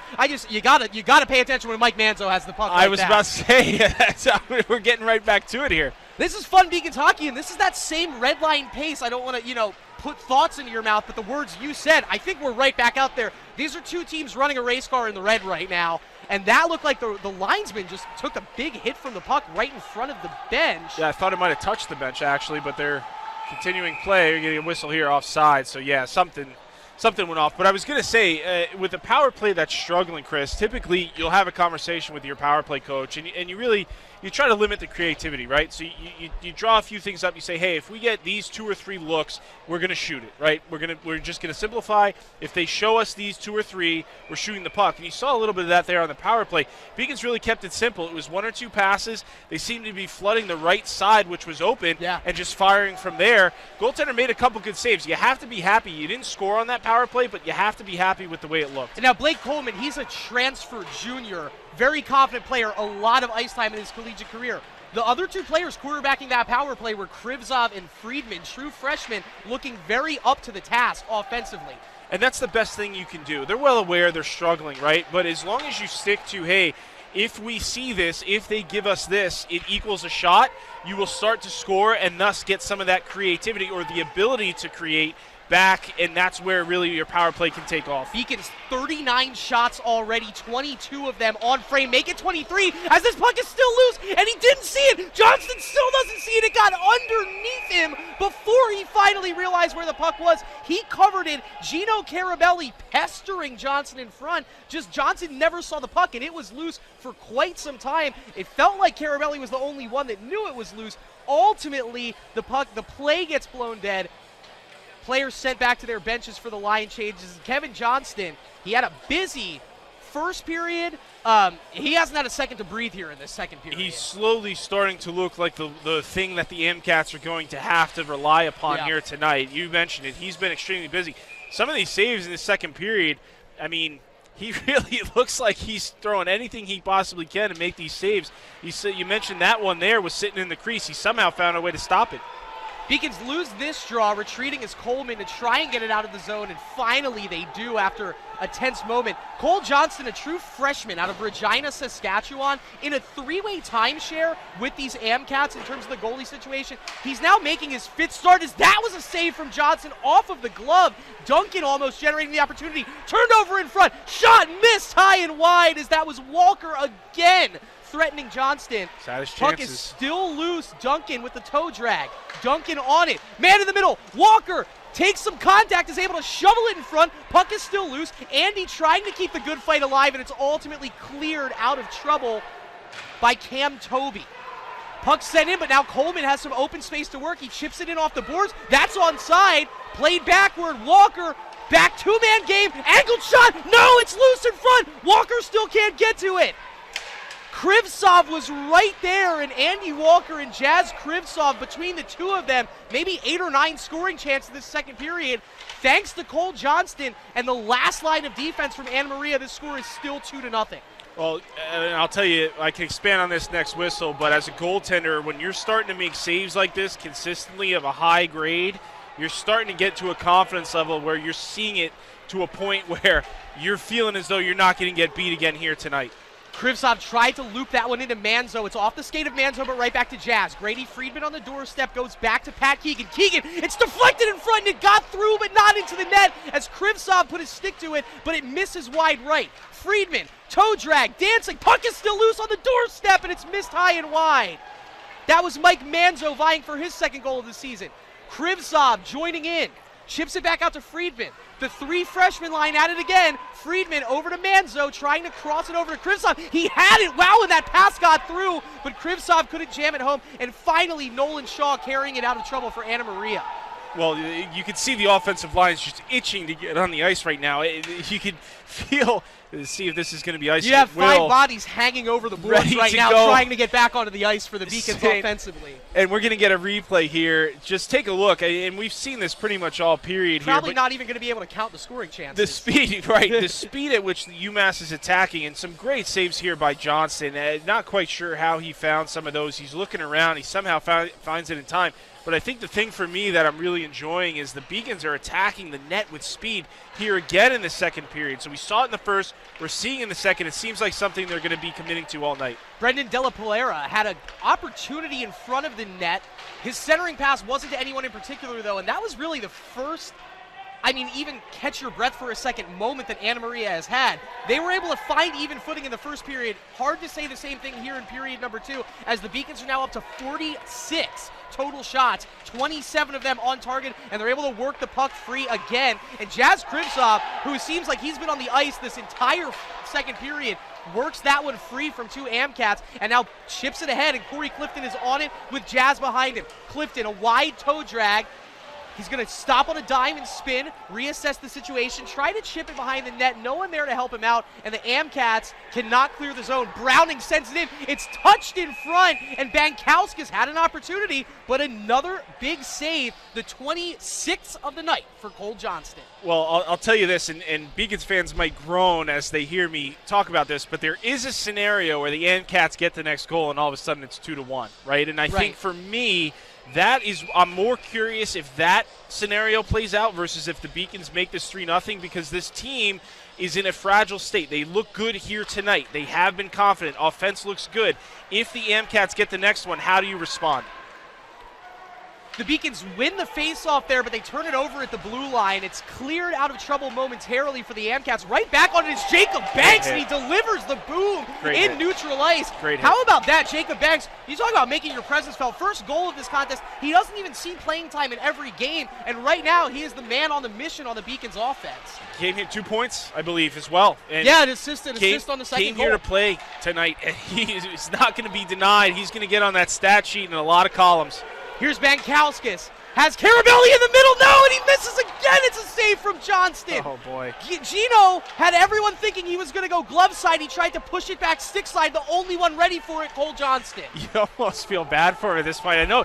And the good thing for him, he's already on the stat sheet, so he's good. Gino's got a goal. He does. He could have a hat trick already tonight. Yeah, Gino, I'm one of your biggest fans, brother. I promise it's nothing personal. And he's got another chance here as he skates in on this one that was walked into the zone by Evan Guggens. Corey Clifton's going to keep it in. These are some tired AmCats on defense for Anna Maria. You can tell that the onus has been on defense this entire second period. They haven't let anything get past him yet, but one has to think the band might be bound to break here soon. The dam might be bound to break.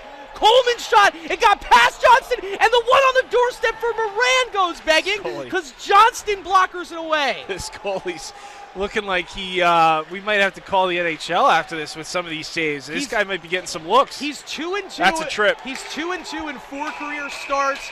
There is a trip. That was a tired player. Perillo commits the trip. And Perillo is one of the few players for the AmCats that I've only had positive things to say about.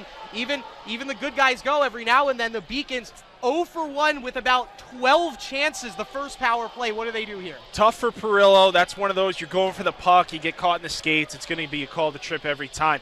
Beacons like what they saw. Again, I like what they did on that first power play. I know they didn't score, but again, the same look. The right side was open.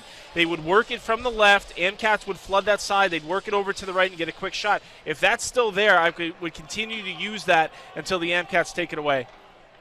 32 minutes of hockey in, 28 minutes left. The Beacons already have 50 shots, 31 of them on goal. You got to expect some more here on this power play. The Beacons 0 for 1 on the PP on the night.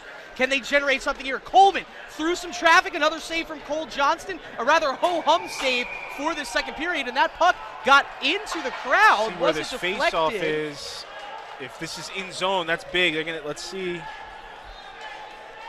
Take a quick look at a replay here. It looks like this faceoff's going to be out of the zone, but you take a look, and there's the penalty, right? Pretty simple play, and that's nothing egregious. Just stick gets caught in the skates there. Referee's going to call it every time. Now, they are having a conference here, so folks, if this puck comes out naturally, that's an in-zone draw. That's big for the Beacons. If it was deflected, it comes outside the zone, and let's see. Referees are going to bring that in, so Could you touch on that for a second, what you would do differently maybe on a down-low draw versus one up at the blue line? Well, you're already in the zone, right? So now you don't have to break out. You're already in zone. So it's a little bit different from a perspective, just simply the fact that right now you're already into offense, right? You saved yourself probably 10 seconds-ish just based on where that face-off location was. Krivtsov by himself on the left side circle, Black to Coleman. Coleman and Krivtsov working a two-man game for a lot of this power play. Now some open space for Jazz. His shot's deflected. It's handled by Grady Friedman. Friedman wheeling around.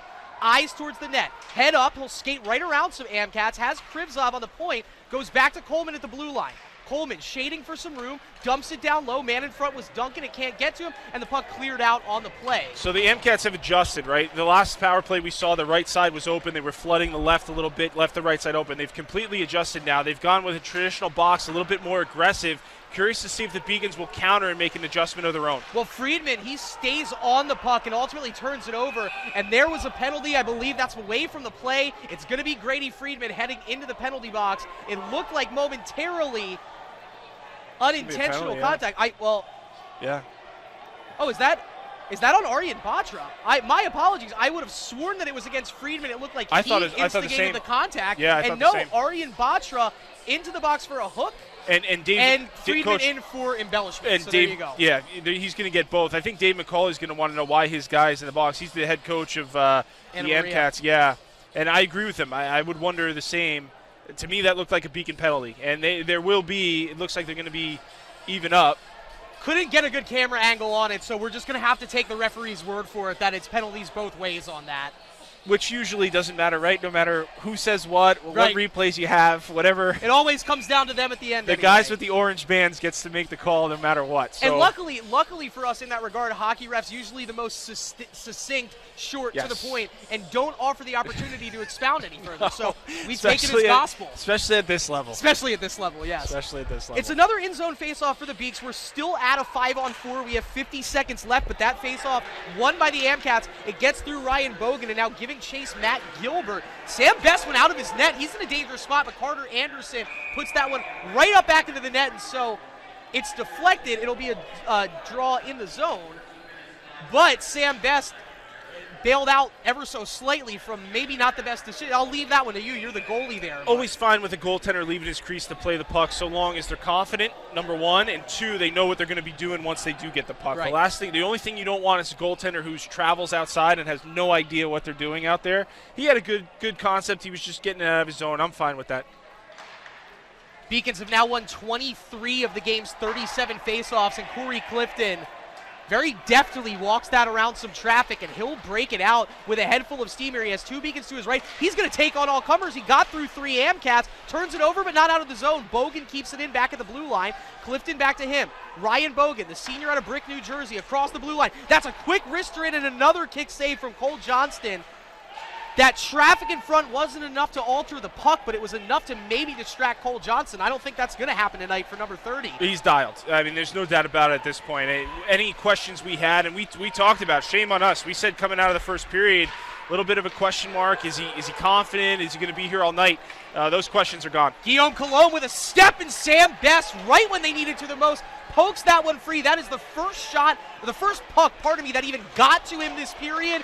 Finally, when they need him to, he answers the bell and preserves what is a clean sheet with 15 minutes gone in the second period. Insanely difficult as a goaltender to actually face this little rubber at this stage in the hockey game. He's about at half of what he should be. Usually you're about 10 shots per period. Right. He's at about half that. Very, very difficult as a goaltender to keep your body warm and to stay mentally involved in this game. You will be called upon. He's a senior. He's a veteran. He should be able to. He's been in these situations before. Should be able to handle that. Not the neatest work there by Davis Browning as he was trying to get it into Ryan Rowland, but as it hits the skate of an Amcat, look out. Little bit of a break there as Guggen shovels that one in. Or pardon me, that was Owen Bordeaux shoveling that one in. It's covered by Johnston, but it will be an offensive zone draw for the Beaks as tempers flaring ever so slightly in front of the net, and the referee's quickly getting in there to break up the traffic. Looks like Alex Duncan has some words for number 2, McKillen Couture, and that's a true freshman out of Saskatchewan getting under big Alex Duncan's skin right there. Well, and I think he has no problem. We've seen that before. Just vocalizing his feelings at any point in time on the ice. I couldn't think of any other player on the Beacons I would want to mess with less, maybe Gino Carabelli, than Alex Duncan, Pat and there Keegan's we go. a pretty big guy, but Duncan's on the list for sure. That puck fluttered up, and it'll go down the right side board. Auguste Boveng giving chase for the Amcats. He can't get to it. It's turned back over, and here comes Owen Bordeaux slashing into the zone. Bit of a quiet night for Owen. He was our player to watch before the action got started. Beacon still holding this 2-0 lead. That one in. Fairly easy save from Best, and Mulan lost his stick to Owen Bordeaux. That happened right in front of the referee, and I'm assuming from your reaction, Matt, that was something you can't do if you're Owen Bordeaux. Well, and there's an injury on the ice, so we want to just make sure we don't have anything serious. It looks like he's being tended to. Didn't get a number there, so we'll have to take a look and see who that is. The reason I question that penalty is I believe it was more called on the result versus the actual infraction. The stick, oftentimes when a player, some of them hold it very lightly. They're not getting a firm grip, so if you touch it at all, it's going to fall, right? And you saw the referee there, the hand went up immediately. From my vantage point, that was a very light touch. That, to me, put it this way, if he was holding his stick firmly, that stick's in his hand, there's no penalty, but because the stick fell to the ice, they call that, and Anna Maria will go on the power play. So a big opportunity here, but we've got a little bit of a situation here. Every time I see both trainers come on the ice is a little bit nerve-wracking. So this is what we're going to do here. 4:39 left on the clock. When we come back, Anna Maria will be on the power play, but we're going to throw it to commercial here inside the Edward T. Berry ice rink. Beacons 2, Amcats nothing, and we'll be back very shortly after this.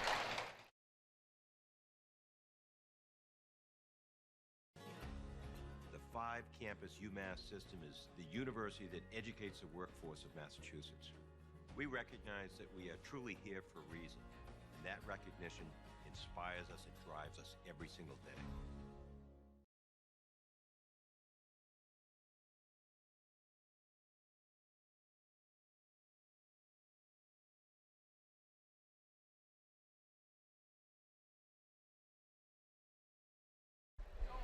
We're back here at the Edward T. Berry ice rink, and we have a look, I believe, at some of the contact. If we do not, player has made his way onto the ice, going to be tended to by the training staff.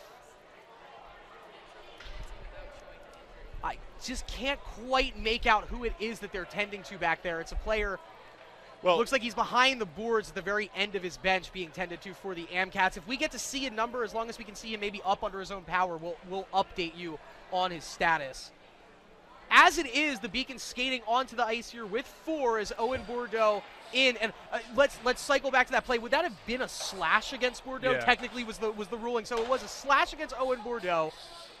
Hopefully that player on the AMCAT's going to be okay. As Yeah, we're trying to get a number couple of for different you. things might have happened to him on that play. We don't want to show that the infraction was coincided with the injury, so we don't necessarily want to show a player getting injured for obvious reasons. So we'll try to get you the number of the player as soon as possible. But there did seem to be some blood on the ice that they scraped off. It looks to be okay. He's being tended to. I don't want to expand too much on that. But AMCAT power play here. AMCAT power play, and they had a pretty decent look on the doorstep here. The Beacons 0 for 2 on the power play tonight. This is the first power play for the AMCATs, coming in at just 14% on the season. So the Beacons left a lot to be desired on their power play. Their penalty kill, middle of the pack right now, and a needed opportunity to kill one off right here because they're still, even with all of these shots on goal, only holding a 2-0 lead. Major point in this hockey game. You've got a 2-0 lead. If you're the Beacons, you've got to find a way to kill this off. You've done everything right here tonight, but now you're truly tested. Down a man, the penalty kill has to respond. Great play by Ryan Rowland stepping in there and cutting off the charging defenseman Derek Raposo. First minute, no problems on the penalty kill. Another crucial minute coming up here. Just 13 shots on goal. Sam Best, 13 saves made. Can't think that number will stay the same here, but he gets to the puck first and attempts to clear it off the right sideboard. Having some trouble with it, Bryden Sinclair, he skates back onto it, has support to his right, goes for the cross-ice pass. It's read beautifully by Alex Duncan, and he clears it. Now just 38 seconds left on the power play for the AMCATs. Beacons doing a good job making sure there's no cross-ice passes coming through, and they're going to make sure they've done this all year. Anything from the perimeter you can have, but we're not going to let us beat you across the ice. That was number 10, Pierce Baker, trying to charge in. He got held up halfway into his offensive zone, turns the puck over. So one last rush up the ice for the AMCATs, and it's going to be Bryden Sinclair doing it. Here's the freshman from Manitoba. Shovels a pass over to his blue line teammate, Pierce Baker. Baker chips it back. Hacked out on the play by Nick DeLuzio. Beacons can't quite clear the zone. 1 second left. Bordeaux is out of the box, but one last slapper from the point. It's deflected from Della Polera in front, and then some bodies in front. Finally, Sam Best figuring the best thing to do. Let me just cover this puck up. We are back to even strength hockey. I'll let my teammates win the faceoff in front of me. Yeah, solid play by the penalty kill there. Kept it very simple. Anna Maria not really doing too much, and then a nice seal there by Best to get over to his post. That's always a little tricky as a goaltender coming from your from your left side to your right side there to get from the top of your crease to the bottom of your crease and across, be able to seal that post and cover the rebound. Best did a nice job. So that's been the theme of this second period. Sam Best not tested, but when he has been, it has been in the most crucial of moments. That one's going to get fluttered into the stands, and that'll get all the way back to about the fourth row. And you have some fans in the stands here wanting to get to that puck and hold on to it. So we'll have to toss a biscuit back in from the scorer's bench. It looks like that skater for Anna Maria College is on his feet. He is walking off the ice with support from a teammate. We have people up here. We'll try and keep our eyes peeled and get a number for you. Yeah, we'll get the number for you. Just nice to see the player up, not losing blood from the look of it, and under his own power, albeit with some help, but getting himself back to the locker room. Right, struggling, but enough to be able to walk to the room says a lot. Well, now we get to, I guess, focus back on this hockey game a little bit more. The Beacons still holding this 2-0 lead. Down to the last 2 minutes here in period number 2. Krivtsov with a huge blow in front. Knocked that puck loose. It got all the way back out in front of Johnson. Friedman couldn't win the race to it. And now here's Anna Maria with it momentarily in the Beacon zone, but they give it right back to the Beaks. Krivtsov and Manzo, they hand it off to Grady Friedman. Friedman skating around. He'll drop it back off to Coleman. And Coleman, I don't think he saw that Krivtsov wasn't in his spot on the left wing. He chipped that one out to no one in particular and turns it back over. This game's still in the balance here as Matt Byrne wings it in front. Spinning around, has a man in Bryden Sinclair. Sinclair, the angled pass off the boards. Bogan first to it, but he loses it behind. Puck turned over along the right side board here, and it's still in AMCAT possession. Devin Moran taking his time in a very deft, nice touch to clear that one out of the zone, but not necessarily out of the trouble. Brandon Della Polera, wrist shot quickly. It's deflected and then saved by Sam Best. His 14th save of the night. Now we'll hold it deep in the corner. It chips free, up, loose. Derek Raposo back to the middle of the place. Wrister misses just wide. Now the Beacons defense having to answer the bell. Raposo, great play to slide in and get it back out to his teammate along the point. Best with a body in front makes the save as Matt Gilbert just couldn't free himself. And now Friedman working a two-man rush. He gets around, pardon me, that was Corey Clifton. He got around one defender, couldn't slide it over to Devin Moran. Bogan, quick stick to keep that one in the zone. Carabelli sends it in. Half of the Beacons offense goes for a line change here. 20 seconds left in period number 2. That breakout pass intended for Nolan Shaw, it gets all the way back, and it'll be touched up for an offensive zone draw in a dangerous spot for the Beacons after that icing. Well, Auguste Boveg, that was the player that went down, number 17, a junior out of Sweden. He's on his feet. He's headed back to the locker room right now, and hopefully if we see him back on the bench for Anna Maria, that's the first thing we will update you on. Yeah, wanted to get that to you just in case. You never know who's listening in, and the last thing you want to do, I've had parents say, we saw our daughter get hurt, and then we never heard what happened afterwards. So always want to close the book on any type of injury. It looks to be okay. 5 seconds left in the period. Thought that might have led to one last scoring chance. This one is winged in. It'll be hauled down and held by Pat Keegan. And so that'll do it for period number 2. Another hard-charging offensive display for the Beacons. 17 more shots on goal. What are we looking at right now? Let me see. There was a little bit of altercation there at the end. I thought the referee Reigert might call a penalty. He didn't. He was more directing players to get to their benches. One final warning. It looked like just a little bit of, at the end of any period, right, a little rough stuff. He was giving them one final warning before he called something. You have a couple of players stopping to talk to the booth right now. It's funny, I was just going to harp on, we've only had 3 penalties in this game. It seemed like, in terms of chippiness, it's normal hockey out there, but it seemed like pretty well-respected hockey out there. Maybe these teams actually have lost some respect for each other as this game went on. We might have a very entertaining third period. I would think so, because for me, Chris, the MCATs are starting to get a little frustrated, right? And we talked about this in the pregame. This is a team that relies on their offense. They're an offensive team. The times that they've won, they've posted 4 or 5 or more goals a game. Tonight, it's 2 periods in, still a 0. So I would expect this team to be extremely frustrated at this point. In fact, they haven't scored. The fact that their shots on goal are a little bit less than where they want them to be. The Beacons team can't fall into that. They've worked extremely hard to keep this 2-0 lead. No goals in that second period. They had some opportunities there early on with that power play that could have easily gone in. Johnson made some great stops. I think this could easily be a larger lead for them.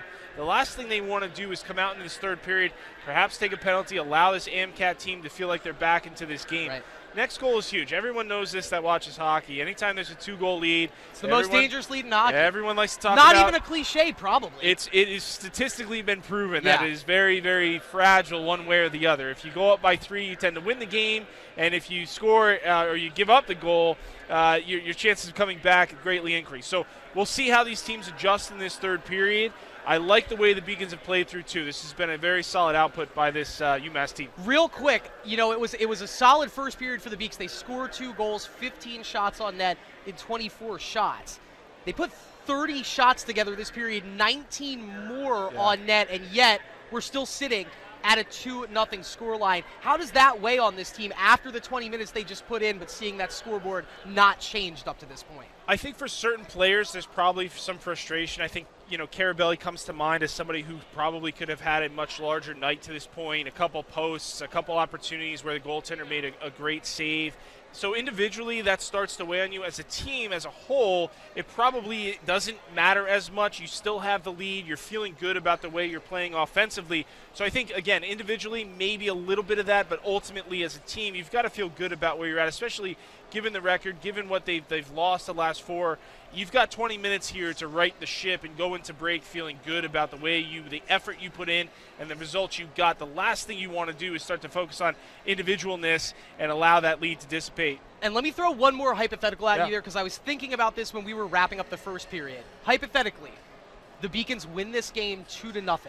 Is a 2-0 win in this game after what we saw in the first 40 minutes enough to head into winter break with? I do. I think any win, even if say Anna Marina comes back and they win it in overtime, I think any as long as you can put it in the win column, you feel good. And for me, the scoreboard aside, if you were to just take the scoreboards out and just look at the product on the ice, I think you got to be really happy with the way this Beacons team has played through 2 periods. Again, this is the best in terms of what they've done defensively, neutral zone, offensively, net front presence, face-offs, puck battles. I mean, you can go down the list, and there are highlights that you can bring in to after winter break to say, hey, guys, this is how we won this game in all facets. So I think ultimately, again, scoreboard aside, you really have to be happy from a coaching perspective and from a viewer perspective what you're seeing from this Beacons team. They need to carry it now for 1 more period. They've done it for 2. We've seen this team, again, in a little bit of a fragile state. So if you do give one up, what's your response going to be? These are all things that will be addressed in between periods. All right, and so we will take a quick break here. When we come back, nothing to update on the scoring summary, but we will have the second period stats for you. Don't go far. Beacon still leading 2-0. More in the second intermission after this on the Beacon Broadcasting Network, brought to you by LittleEast.tv. Responsibility is being accountable for your words and actions, first and foremost. It also is an obligation to be a positive influence in the communities around you. Being in a D3 program, you're going to have lots of different opportunities. You're not just an athlete, you're also involved in student life. Your academics are extremely important. We give a lot of our student athletes responsibilities right from the start by giving them leadership opportunities, by having them engage in the community, be a positive influence. That's being a responsible person. I believe sportsmanship is it's a mutual admiration and respect for your fellow competitors. We all go through a lot to reach the point where we compete against one another. It's important to realize that. So once we're finally on the field or on the court or on the starting block, we look at each other as fellow human beings and not just competitors. Being able to recognize the hard work that other athletes are putting in creates a more positive and inclusive environment. Comprehensive learning is being able to adapt to experiences and apply the things that I learned. Being an athlete and juggling academics helped me grow as a person, and things that I've learned, I was able to apply it in another field, putting them into everyday life. Developing comprehensive learning helped me prioritize certain things to make sure I get to where I want to be. Paris changed my life, and I got there through UMass. Those very specific seminal moments in Paris, the subway. A man in a tuxedo walked in, and a woman in a long gown. And it was stunning. It all hit me. It was like a lightning bolt. There was this world of beauty and style that I wanted to be a part of. That was the beginning of the journey. And that all came through the University of Massachusetts. And that was really a key moment for me. That's one of those moments you never forget. The University of Massachusetts Boston. It's just minutes from downtown, and the Princeton Review calls it one of the best values in the country. A nationally recognized institution of academic excellence and research, UMass Boston offers more than 150 undergraduate and graduate programs, 16 Division III sports, and more than 100 student organizations. To learn more about the opportunities waiting for you at UMass Boston, visit in person or online. UMass Boston, a research university with a teaching soul.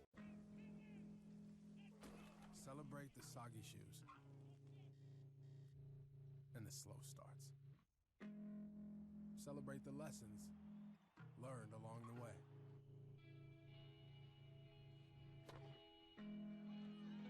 These are the wins. Not the shiny nail-biting kind. These are the last a-lifetime kind. Something I discovered in myself is that if I have a goal, I can accomplish it. It's a well-rounded experience. At a Division III school, you primarily a student athlete, so the school is really shaped around you developing yourself as a complete individual. It helps a lot that you have a family with your team that can guide you.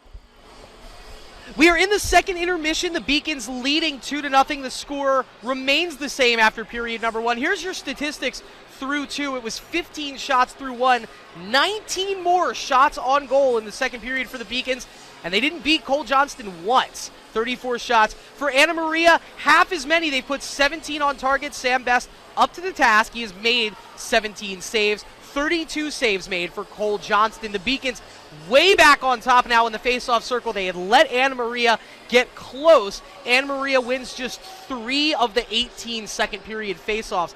Kind of shocking to think that they didn't put one past the Beaks, and that the Beaks weren't able to put another one past Anna Maria, considering the shot discrepancy and the face-off discrepancy. And then you see we did have 3 penalties in period number 2, or pardon me, 3 power plays. Ultimately, no team capitalized, even though the Beacons were able to put what felt like 20 shots on goal across their 2 power plays. In the second period, we're still at 2-0 Beacons.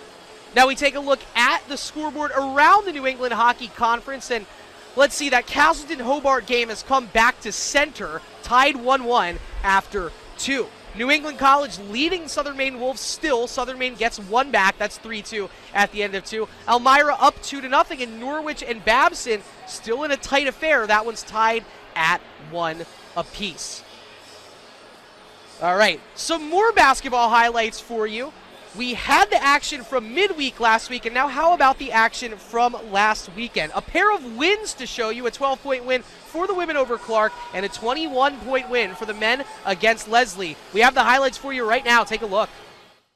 UMass Boston women's basketball at home Tuesday night, taking on Colby Sawyer College. The Beacons looking to move to 2-0 on the young season, and early on it would be all sunny green. Sabela Jensen with the miss from the corner. Green cleans up the boards, lays it home. Beacons ahead by 3 early on in this one, and then Green yet again a little while later gets this one on the inbound from Jensen. Jumper from the LEC logo puts the Beacons ahead by 6, but some shooting woes in the first quarter would find the Beacons behind by 3, and they would turn that around real quickly as Meg Dixon with the jumper right there. And then Sonny Green from beyond the arc bangs this one home, nothing but net. Beacons ahead 17-15. And then a back and forth quarter would ensue. Sonny Green from the corner now from Dixon in the middle knocks that one down. The Beacons ahead by 3, and then trailing 22-20. The Beacons go on a 7-0 run to finish off the second quarter, and it culminates in Carrie Ann Farina's buzzer beater 3 from beyond half court. And the Beacons swing momentum in their favor going into the locker room. And coming out of the locker room, the momentum would continue as the Beacons make it a 10-0 run to start the third quarter. And in fact, between the second and third quarter would go on a total of 17 straight points before Colby Sawyer would hit a basket, as you say. Paige Olivier with the miss right there. Sabela Jensen cleans up the board, lays it up. And the Beacons continue to expand that lead as the Colby Sawyer Chargers forced to call timeout. But the Beacons would just continue from there as it's Meg Dixon from beyond the arc. Nails that one. The Beacons now up double digits. And then Sonny Green capping it off, continuing her hot night. This one from the right side.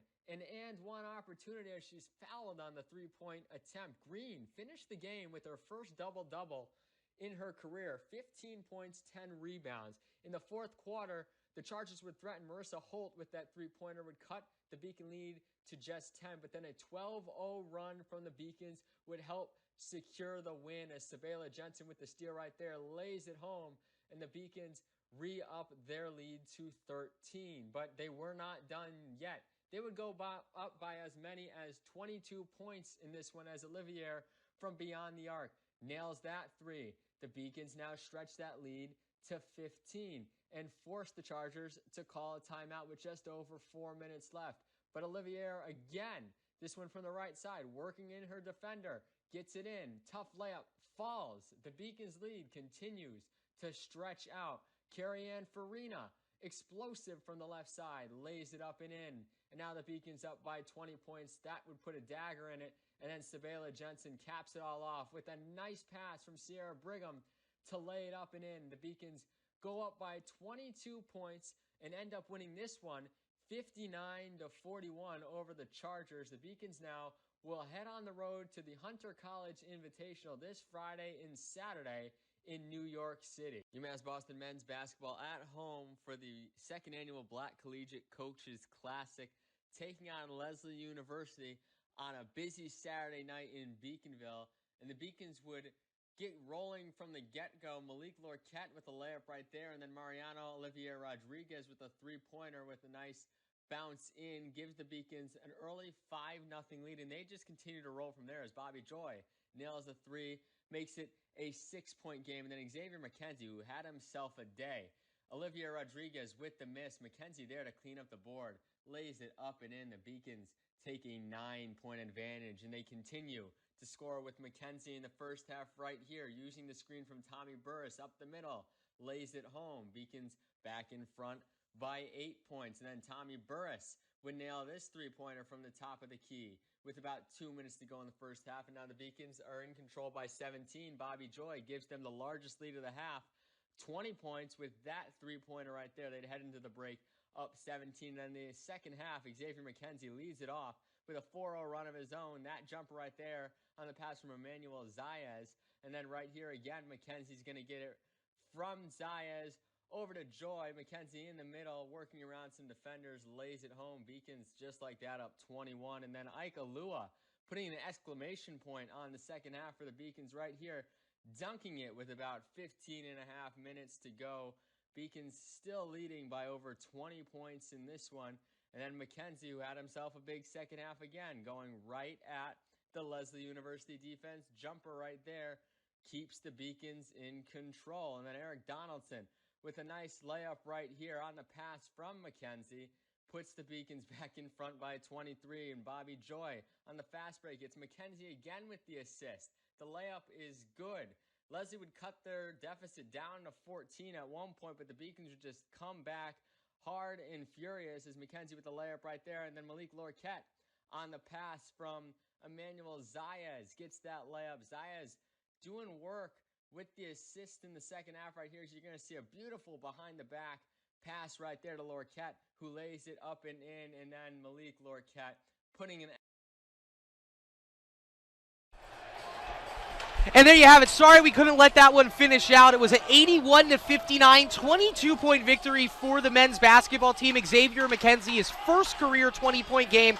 What we would assume to be the first of many. That's a talented basketball player that the Beacons have on the hardwood for their program. All right, 40 minutes of hockey down, 20 left to go. I'm Chris Del Sordo. He is Matt Meisenbacher, and the Beacons 20 minutes away from their third win of the season.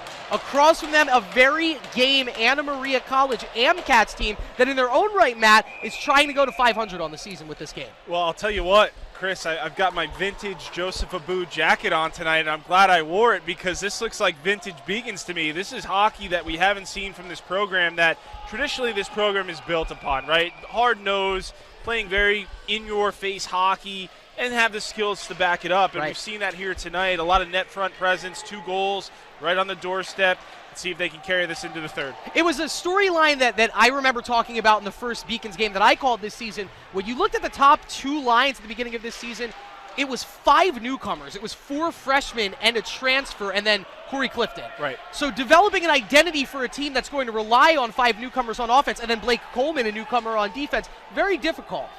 Maybe this game is helping forge that identity of said newcomers and what this 2022-2023 Beacons team is going to ultimately be. I think it's a great point, and I'll take that one step further. I mean, let's not forget that this is still a team that had to deal with COVID, and that's one less year that these players got to be around each other, be on the ice and off the ice together. That might not seem like much, but when you're only with this team, let's not forget this is a 25-game schedule. It goes very quickly, right. So when you lose a year, it's actually about a quarter of what you would have had under a normal circumstance. That's a very good point to think about these kids. You just take a chunk of the potential to get better as a hockey team completely away from them. And as it is, even a 2-8 start in a 25-game season, with the way the conference is set up, it's nothing too much to get worried about. And you like to think with the way that the Beacons are playing in this contest, this is a sign of things to come. Oh, if this is the product they're going to put out for the rest of the year, they by absolutely. Johnson throws the glove up. I'm sorry to cut you off right there, but Grady Friedman again pestering Johnston. He was on the doorstep. He almost beat him high glove side. This one sent through the 34th save of the contest for Cole Johnston. Right in front, and that one is over the net. It's on the top of the net. They still don't blow the play dead, and they finally do. Water bottle is rolling down the ice here. Jazz Krivtsov and Grady Friedman both with silver platter opportunities. Cole Johnston makes the save, and now, well, I believe we got that on camera, unfortunately. Some tempers flaring after the play. It looked like Anna Maria was the primary aggressors, and then we get caught in retaliation. Well, let's see what they do. They're going to have to talk about this. First of all, this is so far after the play. Referees were talking about where to draw the face. Someone's getting tossed. The referees were talking about where to put this face-off, Chris, because the puck was on top of the net, but the players stopped playing, so they actually didn't want to blow that dead. They did.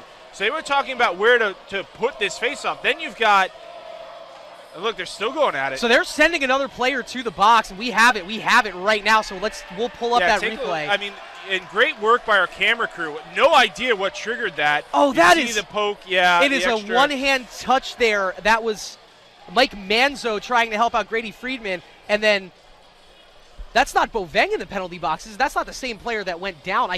Those numbers are dark on the sleeves for Anna Maria. So can we actually, let's take a look at that replay one more time, if you guys don't mind. Well, and Chris, we'll try and break this down blow for blow here in a split second. Well, I saw the motion and I don't know if it's true, but I did see a motion. There's the slash. Slash right there. No idea what triggered that. And then, I mean, it's fair. Take both here, but I did see a motion where one of the referees motioned for someone to, when they raise their hand above their head, that's usually a call to you're off gone. The ice. You're gone. You're the done contest. for the day, and I think we're seeing that. So I'm seeing somebody leave right now. You can see Samson Mulan. He's being very animated with the stick, as if to say, "I was getting poked. I was getting hooked on the play," and that's where the retaliation was from.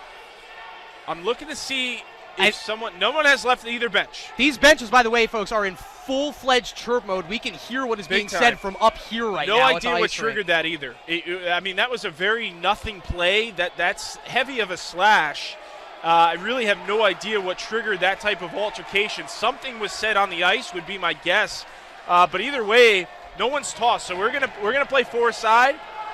Yeah, we're going to play four-side. This is the chance. Here you go. 4-on-4 hockey, a wide-open rink to maybe take control of this game once and for all, or maybe give it right back to the Amcats if they have a good 4-on-4 setup ready to go.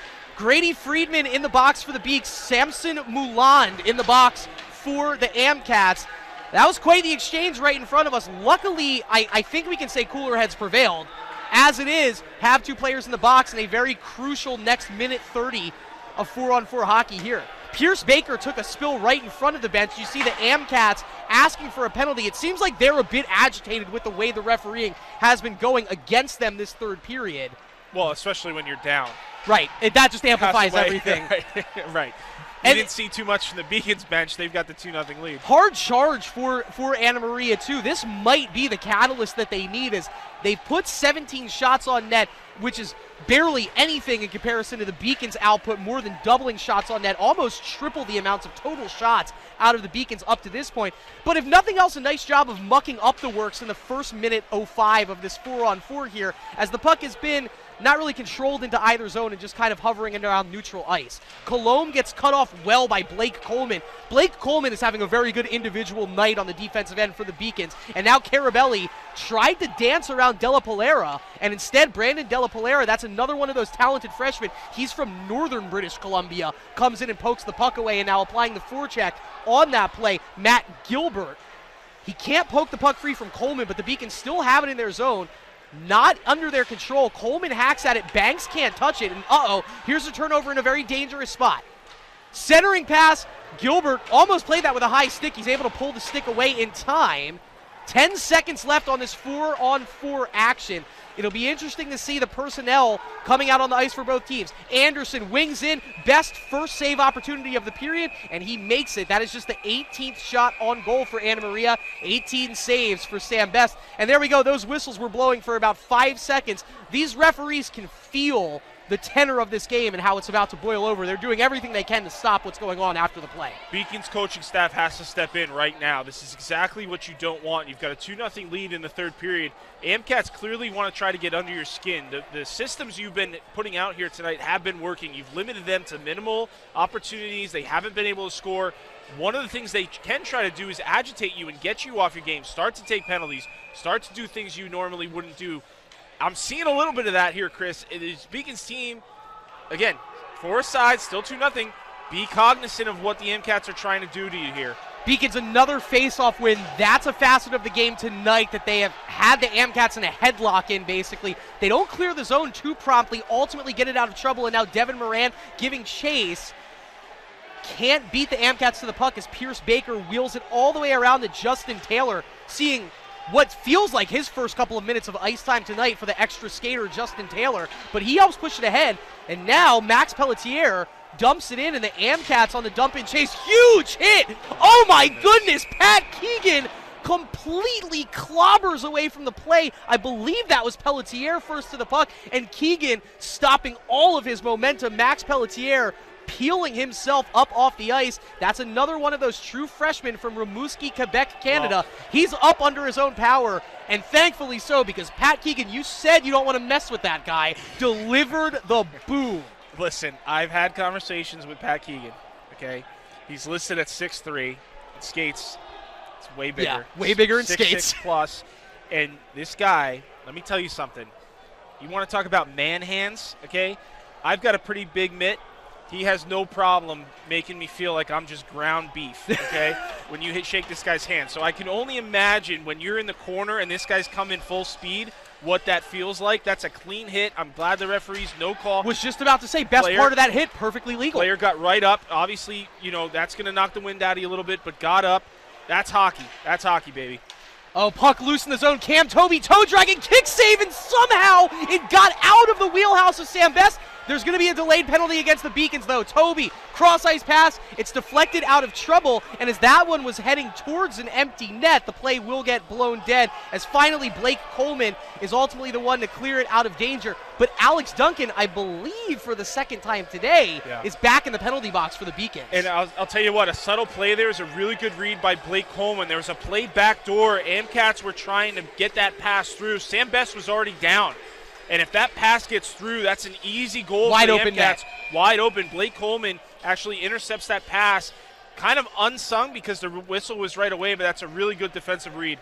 Face-off one back. That's a rare face-off win in these last 2 periods for the AMCATs. That one sent in from Raposo. It was almost deflected in for Colombe. That would have been his 7th goal of the season. But now Bankowskis works it free. Has Carabelli to his right. Bankowskis lofts it in, and the chopped shot backhand goes just wide from Carabelli. It feels like he's been on the doorstep all night. That shorthanded opportunity goes begging. Cam Toby back with a full head of steam across the blue line for the AMCATs. Goes all the way across to Brandon Della Polera. Back to Cam Toby, wrister right into the chest of Sam Best. He'll cover it up, and the Beacons will get to regain their breath with 1:27 left on the power play. Believe we have a replay of the tripping penalty committed by Alex Duncan, but we'll get to see the save as well.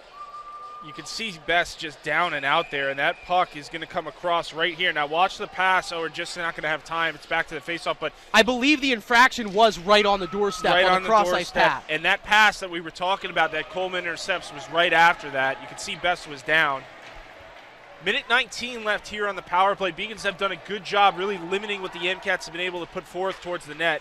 Just 2 penalties committed by the 3 penalties, 2 power plays committed by the Beacons. And as far as smart penalties go, by far and away a smart penalty there. Chasing in was Andy Walker, who just like Gino Carabelli has had plenty of opportunities tonight. He just couldn't quite get to that one as Jacob Banks almost forced another shorthanded opportunity. I've noticed we've been saying a lot of the same names here tonight, Chris. It seems like Banks, Carabelli getting... How about this? Puck is loose again, and this time Walker got to it, but a great play holding back by Brendan Della Polera and getting it out of trouble into neutral zone ice. Big hit delivered there by Andy Walker, and he delivers another one and knocks out Cam Toby, but he will be called for a penalty. Yeah.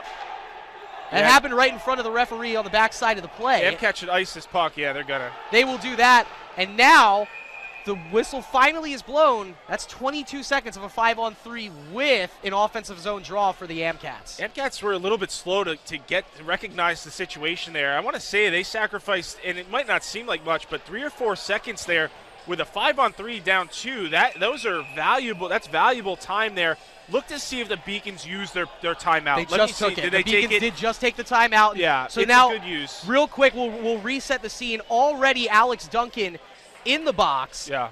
Andy Walker, and I believe we saw the hook. That was a cross-check from Andy Walker, waiting on the official word from that. But it's going to be 23 seconds of defending a 5-on-3. Look, it's got almost a question that you don't need to ask. We have a look at the penalty here on Andy Walker. It happened right in front of us after he didn't make the play on the neutralized puck, and so there you have it. Yeah. Well, you call that what you will. That's just what. Yeah, that's one referee's discretion. He calls it. I don't have a problem with it. If he lets it go, I don't have a problem with it either. You see the whiteboard out there from the coaching staff, and what I was going to get at is it goes without saying that killing off the last 22 seconds of a 5-on-3 is always crucial. When the scoreline is that dangerous 2-0, and you know that if you do let one in, now it's the slimmest of margins, and they still have a power play here. What all are you trying to cover in this timeout? Well, 2 things primarily. What do we do if we win the draw? What do we do if we lose the draw? Really, ultimately, you put your best center out here because a win here and an icing really gets you in a position where you can get back to 5-on-4. If you lose this draw, you've got to make sure that you've got your defensive structure immediately in place. You cannot allow this puck to swing from the near side to the far side without any resistance. It's Gino Carabelli. He's not in the circle all that often. He loses it to Brendan Della Polera. They go right around the slot. Here they go, crushing inside, just smothering this Beacons defense, wrapping around them in this 5-on-3 right now. Puck handling from Pelletier. It's saved by Best. It was fluttering for a little bit over the goal mouth, but it doesn't beat him. 2 seconds left in the 5-on-3. Raposo fakes the slap shot. They have a man open to the point. It's a kick save block from Carabelli, and here goes Duncan. Head full of steam. Duncan down the left wing. Wrister, it's kick save by Cole Johnston. Carabelli first to it, and the Beacons still with 85 seconds to kill in a 5-on-4, but a great job. That 22 seconds, it was dicey, but it was never lost on the Beaks. Classic bend but don't break. Mulan just out of the penalty box in his own right for Anna Maria, gets cut off on the play and wheels it behind the net. Bryden Sinclair along with Colton Anderson get to it first for the AMCATs. Looking comfortable here. Oh, and a great play by Bryden Sinclair. It will be a penalty against Sinclair as Bankauskas is still keeping the puck alive. They haven't blown the whistle yet. Finally they do. It's right in front of the student section here. And Coley Bankauskas rewarded for his effort, but more importantly, bringing this game back to even strength. It's getting dicey. It's really getting dicey. What an effort by Bankauskas. Let me tell you, folks, to have not only the ability to draw a penalty, but I don't care. I'm going to keep playing. 15 more seconds. Right around the backside of the net. Come take the puck from me. Come get it. And all the way behind the net. I mean, I'll tell you what, he probably bought his team maybe 10 seconds worth of power play time just by that individual play. Now, there was a little bit of extra work. So Pat Keegan and Mulan had words, okay? And they've been having words all night, but yes, they just had more. There's been a lot going on. One wears the C, one wears the A. We'll take a look at a replay here. I want to see, were there any calls? Let me take right a there look. is the Now is the AMCATs are trying to change. There's a lot going on here. Look, Reiger referees are grabbing players.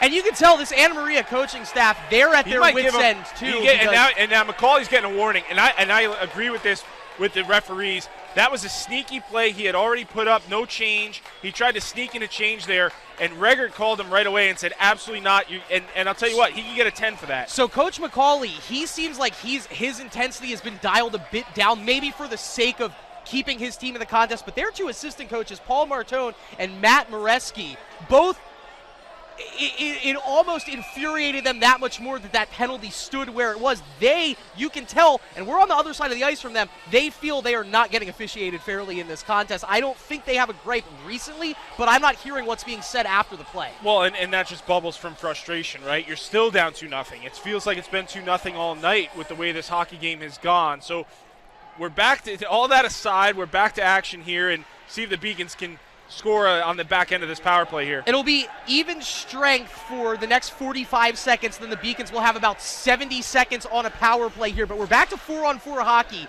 And the last time we had 4-on-4, it didn't lead to much. It was a lot of neutral zone ice. That's a bad turnover there for the AmCats, as Raposo's pass intended for Toby just missed him entirely. It allows the Beacons to do half of a line change here. Once again, they're just trying to bide time for the next 25 seconds and get themselves a 70-second power play. Moran doing some dancing through the AmCats D, peels back at the top of the circle, but gets it down low in towards Evan Guggens.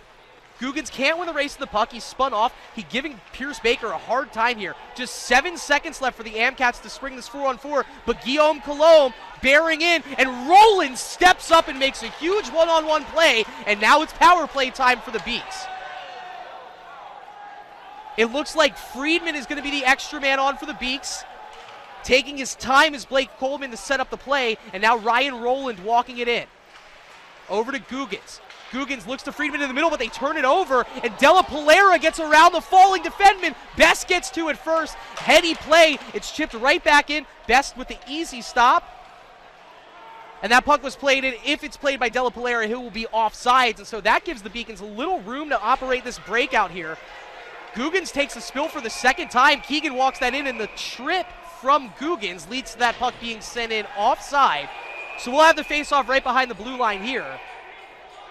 Whistles continuing to blow. It looks like there are still words being exchanged after the play, as this time it's Pierce Baker getting a talking to from the referee's assistant, or from the linesman, pardon me, away from the play. Well, they keep going after Keegan, and I'll tell you what, he's done, and I think it all stems from that hit in the corner. It's very obvious the MCats are trying to get him to retaliate and go back on the power play. Keegan's doing a good job. He skates away from him, might exchange some words. That's about it. I don't really see anything he's done to warrant any type of risk of penalty. He's done a good job holding his own here. AmCats just trying to get what they can out of him. Gotta hand it to the AmCats. They did look very solid in the first 40 seconds of this PK for them. They are not a good penalty-killing team, just 72% on the season. Beaks 0 for 2. That one is ripped, and that hit the captain in front on defense for Anna Maria. McKillen Couture, or no, pardon me, that was Cam Toby getting in front of that one. Had a lot of mustard on the shot from Pat Keegan. Toby sacrificed the body. 5 seconds left on this power play, as Keegan got underneath the hit from Toby, and the Beacons are going to be able to keep it back in their zone as Manzo wheels it around. Friedman dummies it in. Or pardon me, that was Corey Clifton skating away from it. Keegan still out on the ice. Potentially a marked man at this point, but he delivers another boom behind the play, and the fans love it. And this is Pat Keegan's night out here at the Edward T. Berry Rink. Turnover, though, and this one gets all the way into Sam Best. He'll touch it in and play it behind the net halfway through this third period. Well, you've got to love it, right? You've got to and one thing to mention, folks, this is a sophomore captain as well. Yes. And very rare Coach Blyle gives out a C to an underclassman, so it just shows you why he's got the letter right now with what he's doing. Ishmael Carrington charging ahead. He tries to go high with the backhand. It's an easy save for Sam Best. Now everybody's skating on in to get their opinion heard in front of Mr. Best. The referees will break up this little conference.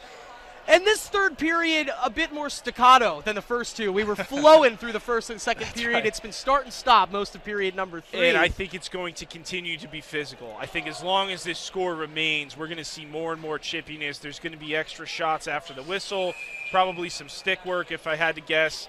It's really going to come down to which team has a little bit more discipline at this stage of the game. It seems like, look, whenever there's a whistle at this point of the game, you want to see a ref pointing players back to the bench and not pointing his hand to the center circle. Without I think a doubt. at this point of the game, we'll take it.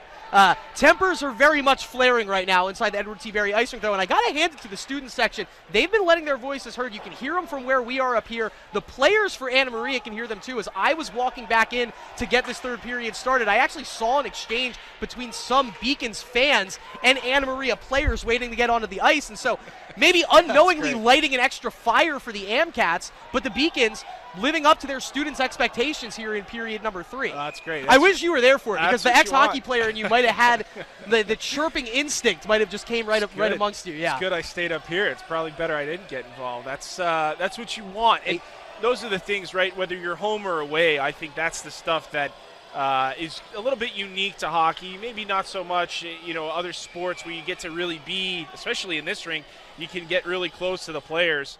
You see that oftentimes. Some of these rinks, man, they're hanging. Castleton comes to mind in particular. They hang right over the bench. You can hear guys talking about you while you're trying to catch your breath. Beacons win a face-off here. They've been great in the center circle all night. 34 wins now compared to just 20 for the Amcats. Carabelli by himself back to the net here, just trying to generate some open space. Roland, who's seen a lot of ice time, especially in the second and third periods tonight.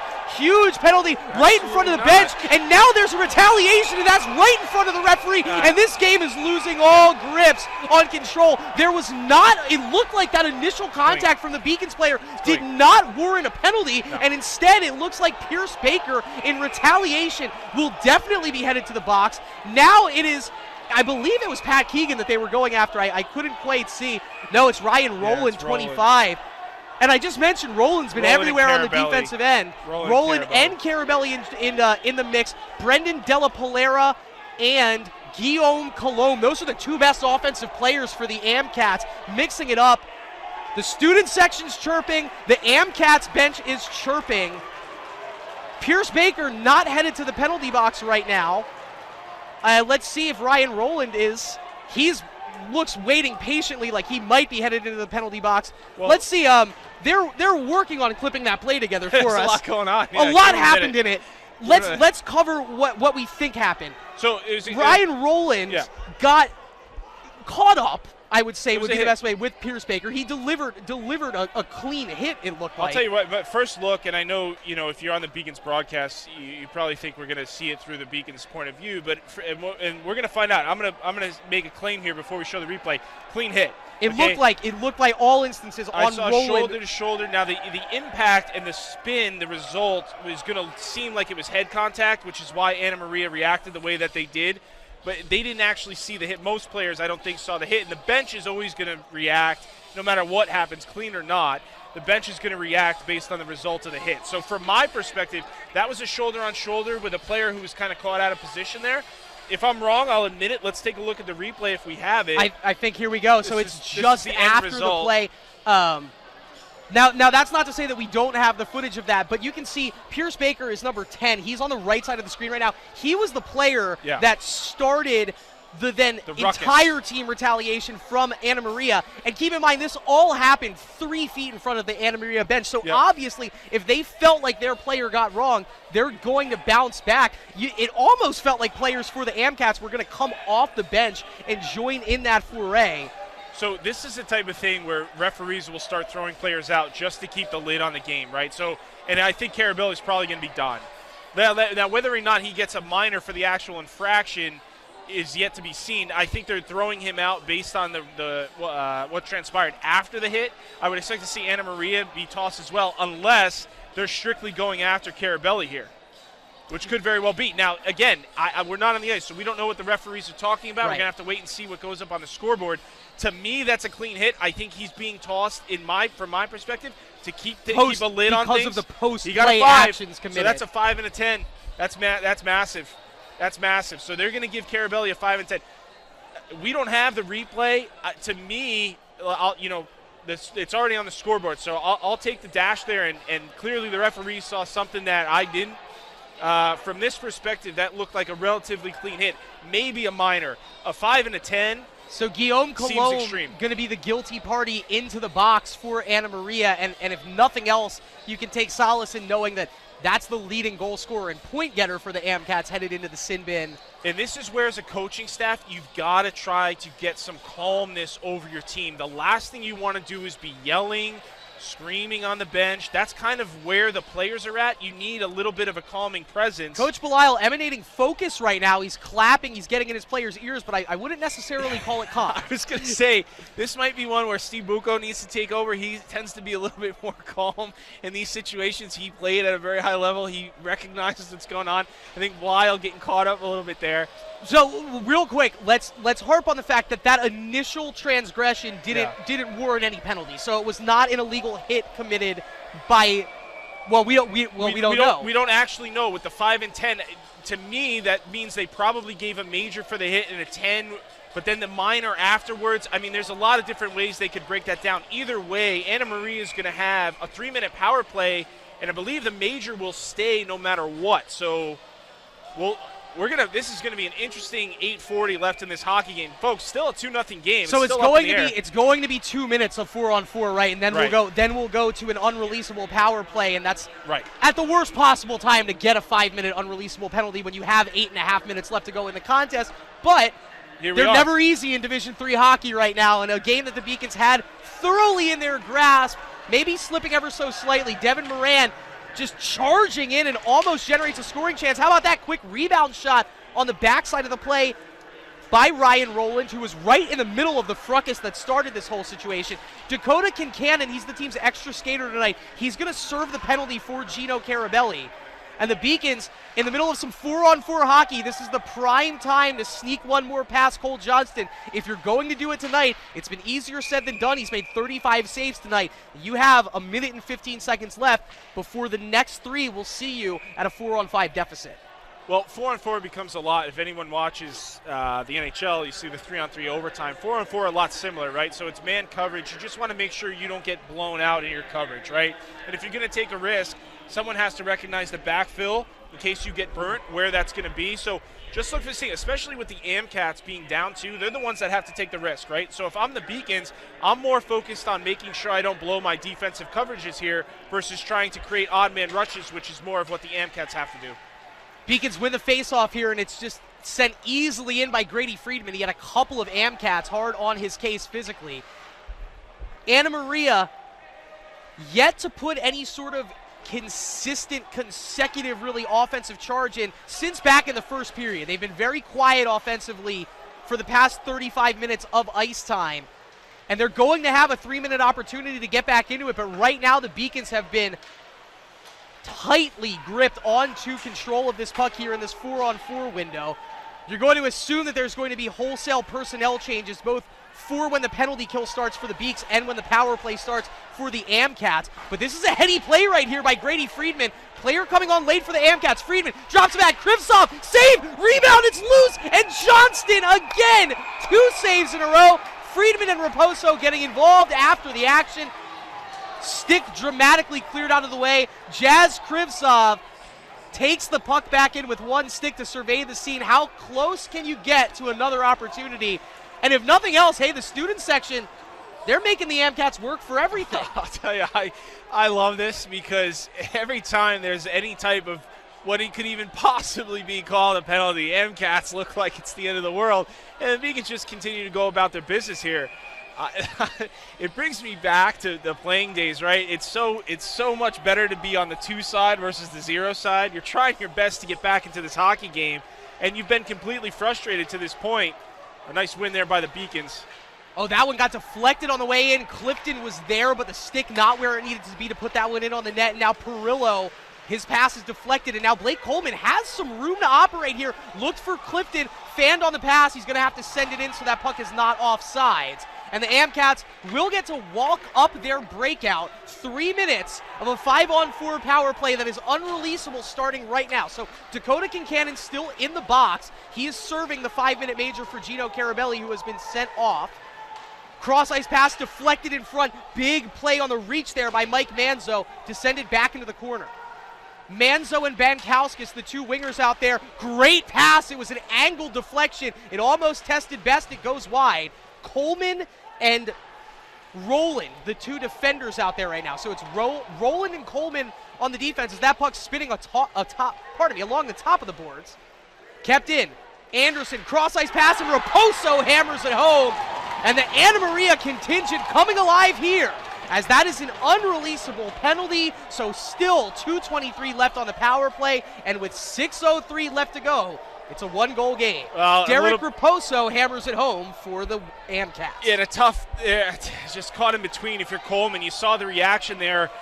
He screened his own goalie, and that's one where if you're going to block the shot, you've got to commit to it. You can't just coast and hope and pray. You've got to get into the shot lane.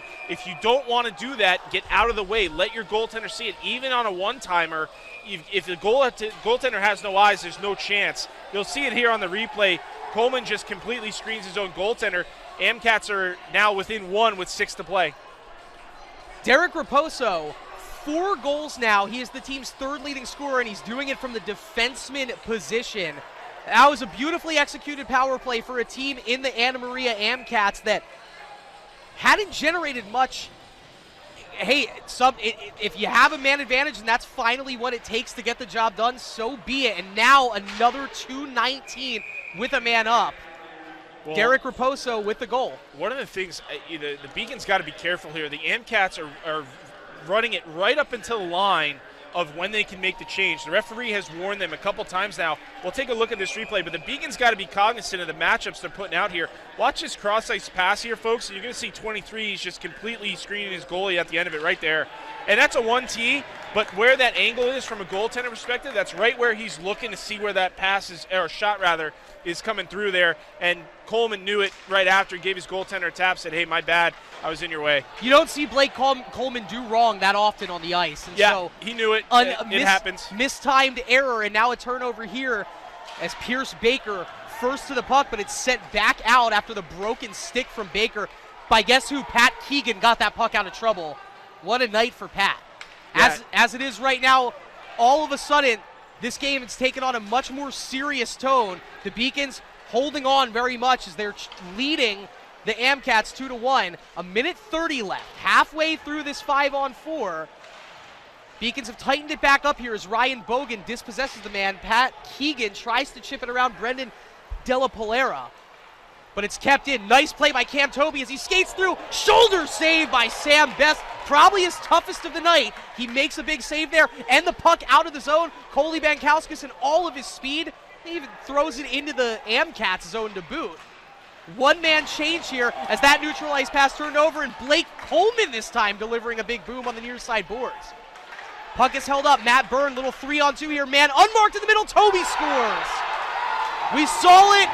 He was skating untouched for about 5 seconds, and it took a long time to get the centering pass over, but finally it got to the stick of number 9, Cam Toby. And the senior, another defenseman lighting the lamp. It's his second goal of the season. I'll tell you what, folks, that is a NHL level shot. That was a snipe. Yeah, to put it lightly, that's a defenseman. Cam Toby, you mentioned the senior D. That's posting in. You can't ask your goaltender, and that's from the low slot. I mean, to get that puck with that velocity, my goodness. We're tied at 2. Coach Belisle doing everything he can to just put some wind back in the sails of the Beacons here. But remember, the job isn't done. You still have 45 seconds of this power play to kill off. And Gino Carabelli, you can only think about how he's feeling back in the dressing room right now. You have to hear, you have to be cognizant of what that penalty led to. Again, I would love to see the replay on it. I just don't know if it warranted a 5-minute major, but it doesn't matter what I think. It's on the board. Beacons have to find a way to kill off the last of this power play, keep this thing tied. Puck's still in a dangerous spot here as it's Pierce Baker at the top of the blue line, sends it in. Once again, it looked like a player almost in the way, but Nick DeLuzio got his shoulder on it and cleared it out of trouble, along with Davis Browning. Nice play there by Alex Duncan to scurry that one across the blue line, and barring one last charge at the ice, and we'll see right here, Baker going to give it a shot. Pierce Baker, he gets down the left side board. That does it for the power play. But a costly 3 minutes for the Beacons as 2 goals scored. And momentum is now greatly against their favor. If you guys are watching on the broadcast, there is no power play right now. We are back to even strength. But, yeah, so sorry, Beacons on the back foot very much so in the contest. And I was going to say, Amcats have done well to earn this opportunity. They've stuck with it all night, keeping that lead within reach, and now here you have a tie. Coleman almost danced that one into open space. Instead, it's Carter Anderson carrying it in for the Amcats. They turn it over deep in the corner. Jacob Banks just trying to get some spark back into his step. Another player loses their stick. Clifton, and oh no, the Beacons skate into each other. It's a 3-on-2, one man without a stick. Toby, that's kicked away from Best. First chance at making a save after the Toby goal, and he does so, kicking it away, but we are knotted at 2 apiece. Guggens, right side shot, pretty juicy rebound there off Johnston, but another save for Cole Johnston, who now is up to 38 on the night. That's the 40th shot on goal for the Beaks. Crazy pace right now as this puck is still loose at neutral ice. Aryan Batra sends it in, but it's going to be won by the Beaks. Shuffling it ahead to Grady Friedman, looks down, sees the pucks at his skates, and he goes across to Jazz Krivtsov. Jazz couldn't change the direction quick enough, and it's turned over to the Amcats deep in their zone. Beacons change it out on defense. The pass is missed. Krivtsov intercepts it and now wheels it back. Beacons trying to recatch their breath, but Manzo has some room. Manzo, right wing, toe drag, and the shot goes just high and wide from the freshman out of Troy, Michigan. He had it. Rebound is played in by Davis Browning. It looked like the angle was there. Yeah. Got to hand it to the true freshman generating that chance alone. Almost converting. Puck goes out of play, and you can see the frustration there from Friedman as his teammate Manzo almost gave the Beacons the lead back. Yeah, Manzo had it, but just, folks, take a look at this shot. I mean, it was barely even on his it. stick. That was how fast of a wrister. And, I mean, there was that was just wrist flexion that generated that velocity. Cam Toby, have yourself a goal. What a finishing job. And what a clutch time. You got to just say, rarely ever in a hockey game can you look at your players and say, boys, we have 3 minutes to get these 2 goals. Let's do it, and actually do it. And now here they are. Ooh. Wow, is that one saved by Best, but it's up over his shoulder. All the momentum solely in the hands of the Amcats at this point. But thanks to Davis Browning, that's a big play knocking the player off the puck. Man is down, and the referees are going to blow the whistle to take the player out of a potentially dangerous situation, as that was Carter Anderson losing his footing. Beacons are lucky. That could have been called. Yeah, you saw it. There were actually players, which I didn't realize. That looks like some Anna Maria, maybe players that aren't dressed for tonight behind the glass asking for the delayed penalty. So kudos to the Amcats, both the players, the bench, and their fans. They're letting their presence be known here in the Edward T. Berry ice rink. They saw that as almost a penalty committed by Davis Browning. I'm sure he will be cognizant of throwing the stick around so willy-nilly like that. Beacons, again, didn't get the matchup they wanted. The Amcats have been owning them in terms of who they get out on the ice before the referee puts their hand up. They have found exactly the last second to do it, and the Beacons aren't able to get their counter in time. That was Sion Mouland, who was arguably their best face-off man. He loses it to the Beaks, and so now Duncan walking it down the right side board. We're down to 75 seconds left in this contest. Almost turned over, but instead it's kept on the stick. And now Samson Mouland charging down the right wing. He spins around, gets held up on the play by Keegan. Wow, they almost find the man cutting in front, but now it's a 3-on-2. If Walker hurries, and he does, has a man in the slot, it's Bordeaux. It's knocked off his stick. It's still loose in front. Walker doesn't see it. It's cleared out of the zone. What a play at the last second by number 19, Bryden Sinclair, clearing the area, and now he's directing traffic on defense for the Amcats. Ahead to Devin Moran. He's knocked off his block at the blue line. Puck is loose. Brandon Della Polera walks it back, and he's met by Evan Guggens. He almost loses the puck against the boards. He's still trying to dance out of trouble with it, and finally gets it ahead to Carter Anderson. Now Anderson hands it off to Matt Byrne. Leaves it back for Anderson. Right-handed wrister goes just wide. Whoa. The Beacons are able to dodge that bullet. It's down to Della Polera in front, fighting with Ryan Bogan. Tries to center it around Bogan. The Beacons get to it. 15 seconds for an offensive rush here if Clifton can corral the puck. He gets it to Moran. They don't clear the zone with any enthusiasm. And now Roland turns it over. This is in a dangerous spot. Gilbert, all he can do is dump it in. And so 60 minutes, not enough to determine a winner. This game is headed to overtime. 2 third-period power play goals for the Amcats. And this game is knotted up at 2 apiece. We'll take a very quick break here.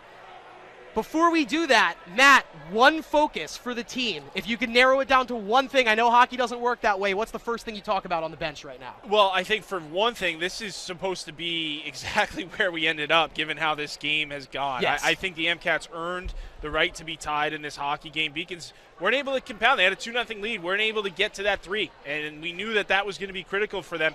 They take that penalty. You can debate whether or not it was or wasn't. It ended up, in the reality of the game, it was. Anna Maria ties this thing up 2-2. What are we talking about? Anna Maria still has momentum. Okay, I like the way they're playing right now more than I like the way the Beacons are playing right now. So I think for the Beacons, it's got to be a defensive concept. Let's find a way to get back into a normal semblance. We know we had them agitated before. Okay, start with some defense, get the momentum to dissipate a little bit, and then we can start to play on the offensive side of the puck. But we got to make sure we're not giving up rushes right now. If I'm Anna Maria, it's full attack. We've had some opportunities here where the neutral zone has opened up. We've been able to attack with speed, and once we get into that zone, we've had a good job getting to areas where we can score from. And the overall pace of this game kind of warrants that Anna Maria has every right to go full attack because they were able to get themselves back in this contest. Correct. On paper, they have offensively, they're more talented. And you take a look at the shots, 61 28 for Anna Maria and right. 61 for the Beaks, and yet they held the advantage 39, all night. which have been on net. So ultimately, this has got to be a situation where if you're the Beacons, you're fine. It's 2-2. You're in overtime. You've got 5 minutes here. Possession could be king. I think this opening draw, similar to what you see in NHL overtime, opening draw and possession could be key here in this overtime. Really comes down to I think, especially within the first minute or two, Beacons just need to get back to an even keel. We're in overtime, no big deal. We're at home. They can't just try to run up and down the ice with this Anna Maria team. Players back out on the ice here. This is the first overtime contest for both teams this season. All of their prior games, 19 of them total, have been decided in regulation. So let's do it. It goes down to 3-on-3. We're assuming there's going to be a lot of open ice. That's just the 21st face-off win for the Amcats compared to the Beacons' 34. But it's a big win for Anna Maria as they are first on the puck, and Bryden Sinclair pushes it to Gilbert along the right side board. Gilbert trying for the toe drag, can't get around Blake Coleman. Coleman out there with Clifton and Moran, and now Clifton gets it from Moran down the left side board. Clifton stops on a dime. Great play there, holding his zone was Pierce Baker, and Baker, to borrow that football term, just totally decleated Corey Clifton. Luckily, Clifton back on his block, and the Beacons back on the puck. Moran sprung Clifton with a great outlet pass this time. Now he turns it over to Carter Anderson. Anderson spinning. Anderson, eyes ahead, doesn't really have help. It's chopped at by Coleman. It's the same three for both sides. Raposo now opting in, and Coleman gets it around. Here we go. Up ahead to Grady Friedman. Friedman has Moran in the middle of the ice. Friedman toe drag, shot. It's deflected, but it's saved by Johnston in front of the net.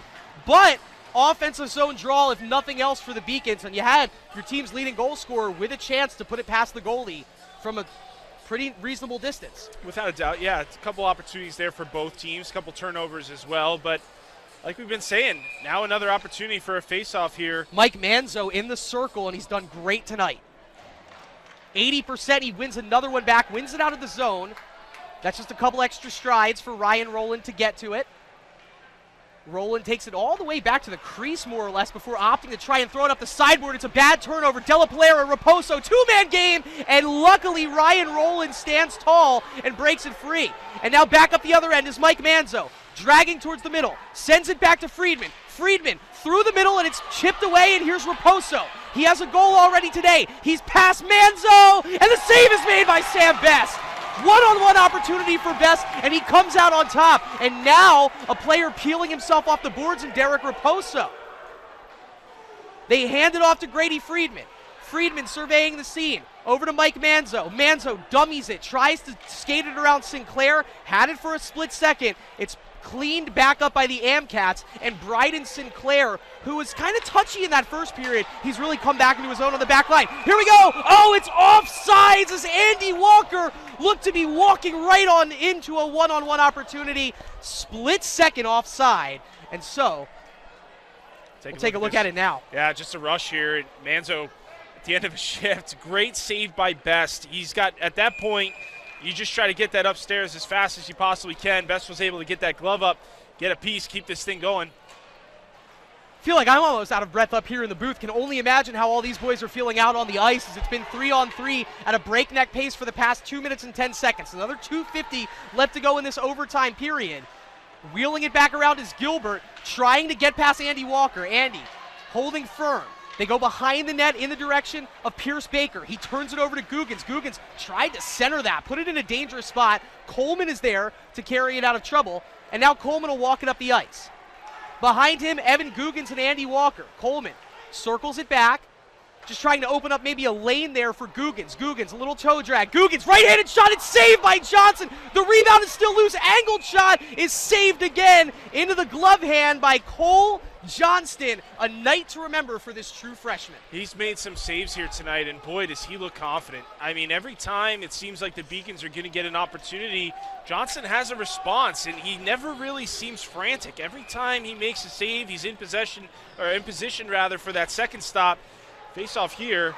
Amcats are going to come away with it. That's unfortunate the way Alex Duncan got knocked off of his skates, and it opens up the left side drive for McKillen Couture. He couldn't shovel the puck in on the backhand. It's picked up by Jacob Banks. Banks got this whole party started over 2 hours ago with a goal 2 minutes into the contest. That's right in front of the referee, and the arm goes up, and that is huge as the penalty committed in 3-on-3 hockey, and the Beacons will be a man up the rest of this overtime period, so the onus is on them to get out of here with the W. Can't ask for more than this. I mean, that's a clear and obvious penalty. Referee's going to call that every time. Carter Anderson very upset, as you can see here, just chirping the referee. And that was clear as day to all of us. Now, maybe he's upset that a similar play in prior seconds didn't get called. Take a look at the... We do have a look at the replay. I believe here we'll pull that up quickly for you. Really nice to hear the student section get into it. But here it is, and it's going to happen right in the middle of your screen here. Yeah, he's just beat wide and just hauls him down. I mean, at that point, I don't know what you have to argue, but it's on the board. So, Beacon power play. For me, what's working is simplicity, and I wouldn't really change much. The only thing that changes is the amount of players on the ice, so it's going to be a 4-on-3. For me, I'm keeping it. You're going to get probably everything from the blue line in, from the left and right dot and in. Anything in the slot is going to be covered. So you're going to have free range. A lot of times what the Beacons will like to do is run two people out high, have them cross and try to come in either with the puck carrier or dish it back off to the other player. Try to create a shot that way. As a goalie, what do you like less? Do you like is it worse to have bodies in front and a puck coming in from the blue line, or is it worse to have that puck right in your grill in front of the net? This is a nightmare. Picture doing a wall sit basically, but you've got to be able to move and do a wall sit at the same time. It's an absolute nightmare. What you've got to hope for is some block shots. Your penalty killers have to help you here. So you're going to lock in on the puck carrier, and anything that moves to your right or left, you're going to get there as fast as possible. If it's a one-timer, you're going to hope for a block. That's really all you have. There's so much ice. To answer your question as a goaltender, anything from distance, I've got to have the initial shot. Any rebounds or any cross-ice passes, I'm going to need help. It's Alex Duncan in the center circle. He wins it back to Blake Coleman. He's got a lot of room here. He walks in, wrister, it goes high. Bad rebound, it's loose in front. Krivtsov banging at it, and he can't get it past, but the rebound goes out to Clifton. Coleman wanting it, Friedman sends it across to Krivtsov. Back to Friedman, a lot of room for Blake Coleman. He walks in, slides it over to Jazz. Right wing on the circle, Coleman slapper. It got underneath Johnson, but he covers it. Duncan in front, can't hack at it, and that's old hat for Cole Johnston, his 44th save this evening. Duncan's got to get in front of the goaltender there. I mean, he's off a little bit to the side. I think he's looking for a tip. That's a relatively easy save. For the way that Johnson's playing right now, he's going to stop those. You got to take his eyes away. Duncan won the last faceoff. He wins it right to Coleman in the same spot again. This time, Coleman looks to his left. Takes his time. Friedman gets fronted right away. They go back to Coleman. Head fake. Krivtsov, slot shot. It's blocked by Bryden Sinclair, but Jazz gets to it along the boards and keeps it into Duncan. Duncan in the slot. Wrist shot is saved off to the side. Krivtsov on the rebound. 70 seconds left. The Beacons will have a power play the whole time. Across they go to Friedman on the left wing. Oh, and Coleman turns it over. Beacons will get a chance to reset. That gives the Amcats a golden opportunity to get some energy back, but here's Friedman. Handles into some room. Krivtsov lets that play develop. Coleman slaps. It's blocked on the play and cleared out of trouble. Best skates out to it. Amcats are able to change. Friedman's still on the ice for the Beaks. Ryan Rowland joins the party now. It's Krivtsov, Banks, Friedman, and Rowland who's on the puck. Rowland dumps it down low. Jacob Banks goes back out to Ryan Rowland from the point. Into the middle, Friedman looking. Can't skate it around Krivtsov, so he opts back to Rowland. Back to Friedman. Fakes the slap shot. Jazz lost it for a second, gave it right back. Friedman shot, wrister, it's deflected, and it goes just wide. Banks is there. They don't clear the zone. One more chance. Friedman fakes the shot, dances in. It's blocked in front. It's covered. Krivtsov gets it. 5 seconds. 4. He scored. Jazz Krivtsov walks it in. The biggest first goal of his career in his 9th game. The student section loves it. The fans getting waved home. Jazz Krivtsov with 4.1 seconds left, and the Beacons do win their 3rd game of the season. Unbelievable. Unbelievable. What a way, what a finish. The crowd goes wild. Unbelievable. Folks, I'm sorry, I lost my mic. I knocked it off my head in celebration. The puck was sitting at such a juicy position for the longest time, and Blake Coleman never rushing anything. He looks like the old man on campus right now, the big man on campus, and it just let Jazz Krivtsov come onto the puck. He's been there a lot as big number 28, 3rd goal of the season, 3rd goal of his collegiate career, and the 3rd win of the season. I was about to say, I hated his shot selections before that. I really did. He kept getting them blocked and just kept firing. And I'll tell you what, there was so much going on. I didn't know if the Beacons, I look at the clock, it's still up. They had 4.1 seconds. We called it with about 10 seconds left. One last chance. I said this is probably it. Somehow AMCATS didn't clear the puck. I don't think they had enough left. I don't know what it was. It looked like they were going to get an easy clear. They didn't. Krivtsov gets the puck. We're going to show you the replay right now, folks. Take a look at this. Just a mad scramble in front. And Krivtsov is right in prime position here. You're going to see he's going to get this puck right. Shot is going to, and that's where I thought it was over. AMCATS get a chance to clear it right there. They give it right to Krivtsov. He takes an extra shot and just that quick wrister, low glove side. You see the celebration, followed by the team right on top of him. And what a moment. The student section was right there ready to join him. You'll remember that one for a while. We got to hand it to, I would say, 2 players in this overtime period. Blake Coleman for just being that steady as they go presence on the back line. And he played almost all 5 minutes, it felt like, in the overtime. And then Grady Friedman was really pushing the tempo, kept the puck in the Beacons' possession. Krivtsov offered some help, but that was Friedman really quarterbacking the whole effort, and it let Jazz skate onto that puck and get the open lane for the wrister.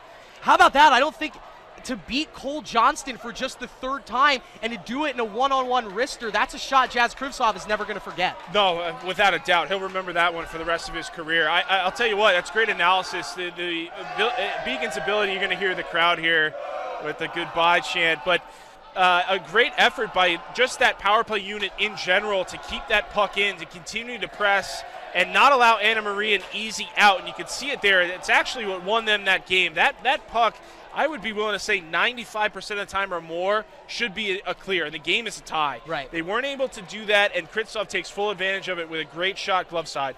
The Beacons were 4.1 seconds away from a very disappointing winter break. Instead, it's exactly what, and you said, Matt, well, hey, say the AMCATS come back in this game and we win 3-2 in overtime. It's only going to be great. I'll speak for you. It's only a great thing right now. It is. There's no way. There will be. We will have to talk about the way they allow the AMCATS back to this hockey game. But for right now, you take this just as a pure 3-2 win at home. We did well. We did what we needed to do to get the 2 points. All right, we are going to wrap up this broadcast momentarily. Right now, we're going to throw it to a quick break. When we come back, the final statistics and the 3 stars of tonight's contest. I have an early feeling I might know a couple of those players. We will be right back with the conclusion after this on the Beacon Broadcasting Network, brought to you by LittleEast.tv.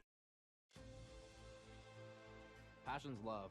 Passion is love for what you do. Because I think when you face challenges, it comes down to how much you want it and how much you love it. Passion is what keeps you going forward. Seeing so many people that were like-minded and so hardworking in their sport and academics, being surrounded by like-minded people makes you want to be more passionate. I think it pushes you to a different level that maybe you didn't think you had. And you can do the best of both worlds and love all of it.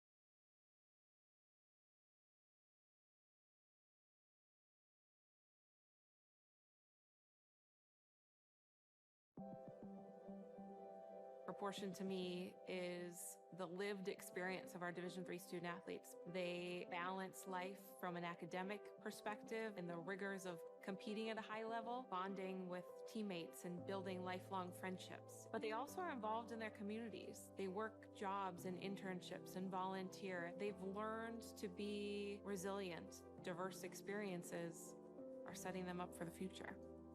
Passion's love. Proportion to me is the lived experience of our Division III student athletes. They balance life from an academic perspective and the rigors of competing at a high level, bonding with teammates and building lifelong friendships. But they also are involved in their communities. They work jobs and internships and volunteer. They've learned to be resilient. Diverse experiences are setting them up for the future. The 5-campus UMass system is the university that educates the workforce of Massachusetts. We recognize that we are truly here for a reason, and that recognition inspires us and drives us every single day. Responsibility is being accountable for your words and actions, first and foremost. It also is an obligation to be a positive influence in the communities around you. Being in a D3 program, you're going to have lots of different opportunities. You're not just an athlete, you're also involved in student life. Your academics are extremely important. We give a lot of our student athletes responsibilities right from the start by giving them leadership opportunities, by having them engage in the community, be a positive influence. That's being a responsible person. I believe sportsmanship is it's a mutual admiration and respect for your fellow competitors. We all go through a lot to reach the point where we compete against one another. It's important to realize that. So once we're finally on the field or on the court or on the starting block, we look at each other as fellow human beings and not just competitors. Being able to recognize the hard work that other athletes are putting in creates a more positive and inclusive environment. Comprehensive learning is being able to adapt to experiences and apply the things that I learned. Being an athlete and juggling academics helped me grow as a person, and things that I've learned, I was able to apply it in another field, putting them into everyday life. Developing comprehensive learning helped me prioritize certain things to make sure I get to where I want to be. Paris changed my life, and I got there through UMass. Those very specific seminal moments in Paris, the subway. A man in a tuxedo walked in, and a woman in a long gown. And it was stunning. It all hit me. It was like a lightning bolt. There was this world of beauty and style that I wanted to be a part of. That was the beginning of the journey. And that all came through the University of Massachusetts. And that was really a key moment for me. That's one of those moments you never forget. The University of Massachusetts Boston. It's just minutes from downtown, and the Princeton Review calls it one of the best values in the country. A nationally recognized institution of academic excellence and research, UMass Boston offers more than 150 undergraduate and graduate programs, 16 Division III sports, and more than 100 student organizations. To learn more about the opportunities waiting for you at UMass Boston, visit in person or online. UMass Boston, a research university with a teaching soul. Celebrate the soggy shoes and the slow starts. Celebrate the lessons learned along the way.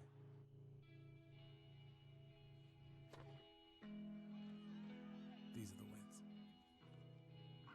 Not the shiny nail-biting kind. These are the last a-lifetime kind. Something I discovered in myself is that if I have a goal, I can accomplish it. It's a well-rounded experience. At a Division III school, you primarily a student athlete, so the school is really shaped around you developing yourself as a complete individual.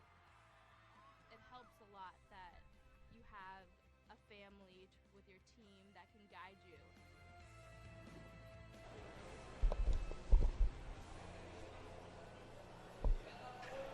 3-2 is the final, and that's because of this right here. The game-winning goal scored with 4.1 seconds left by the true freshman out of Santa Clarita, California, Jazz Krivtsov. You can see Grady Friedman thought he put one in on net. Krivtsov kept it in the zone, probably the last opportunity the Beacons had, and he beats Cole Johnston for just the third time in 51 shots, giving the Beacons the win.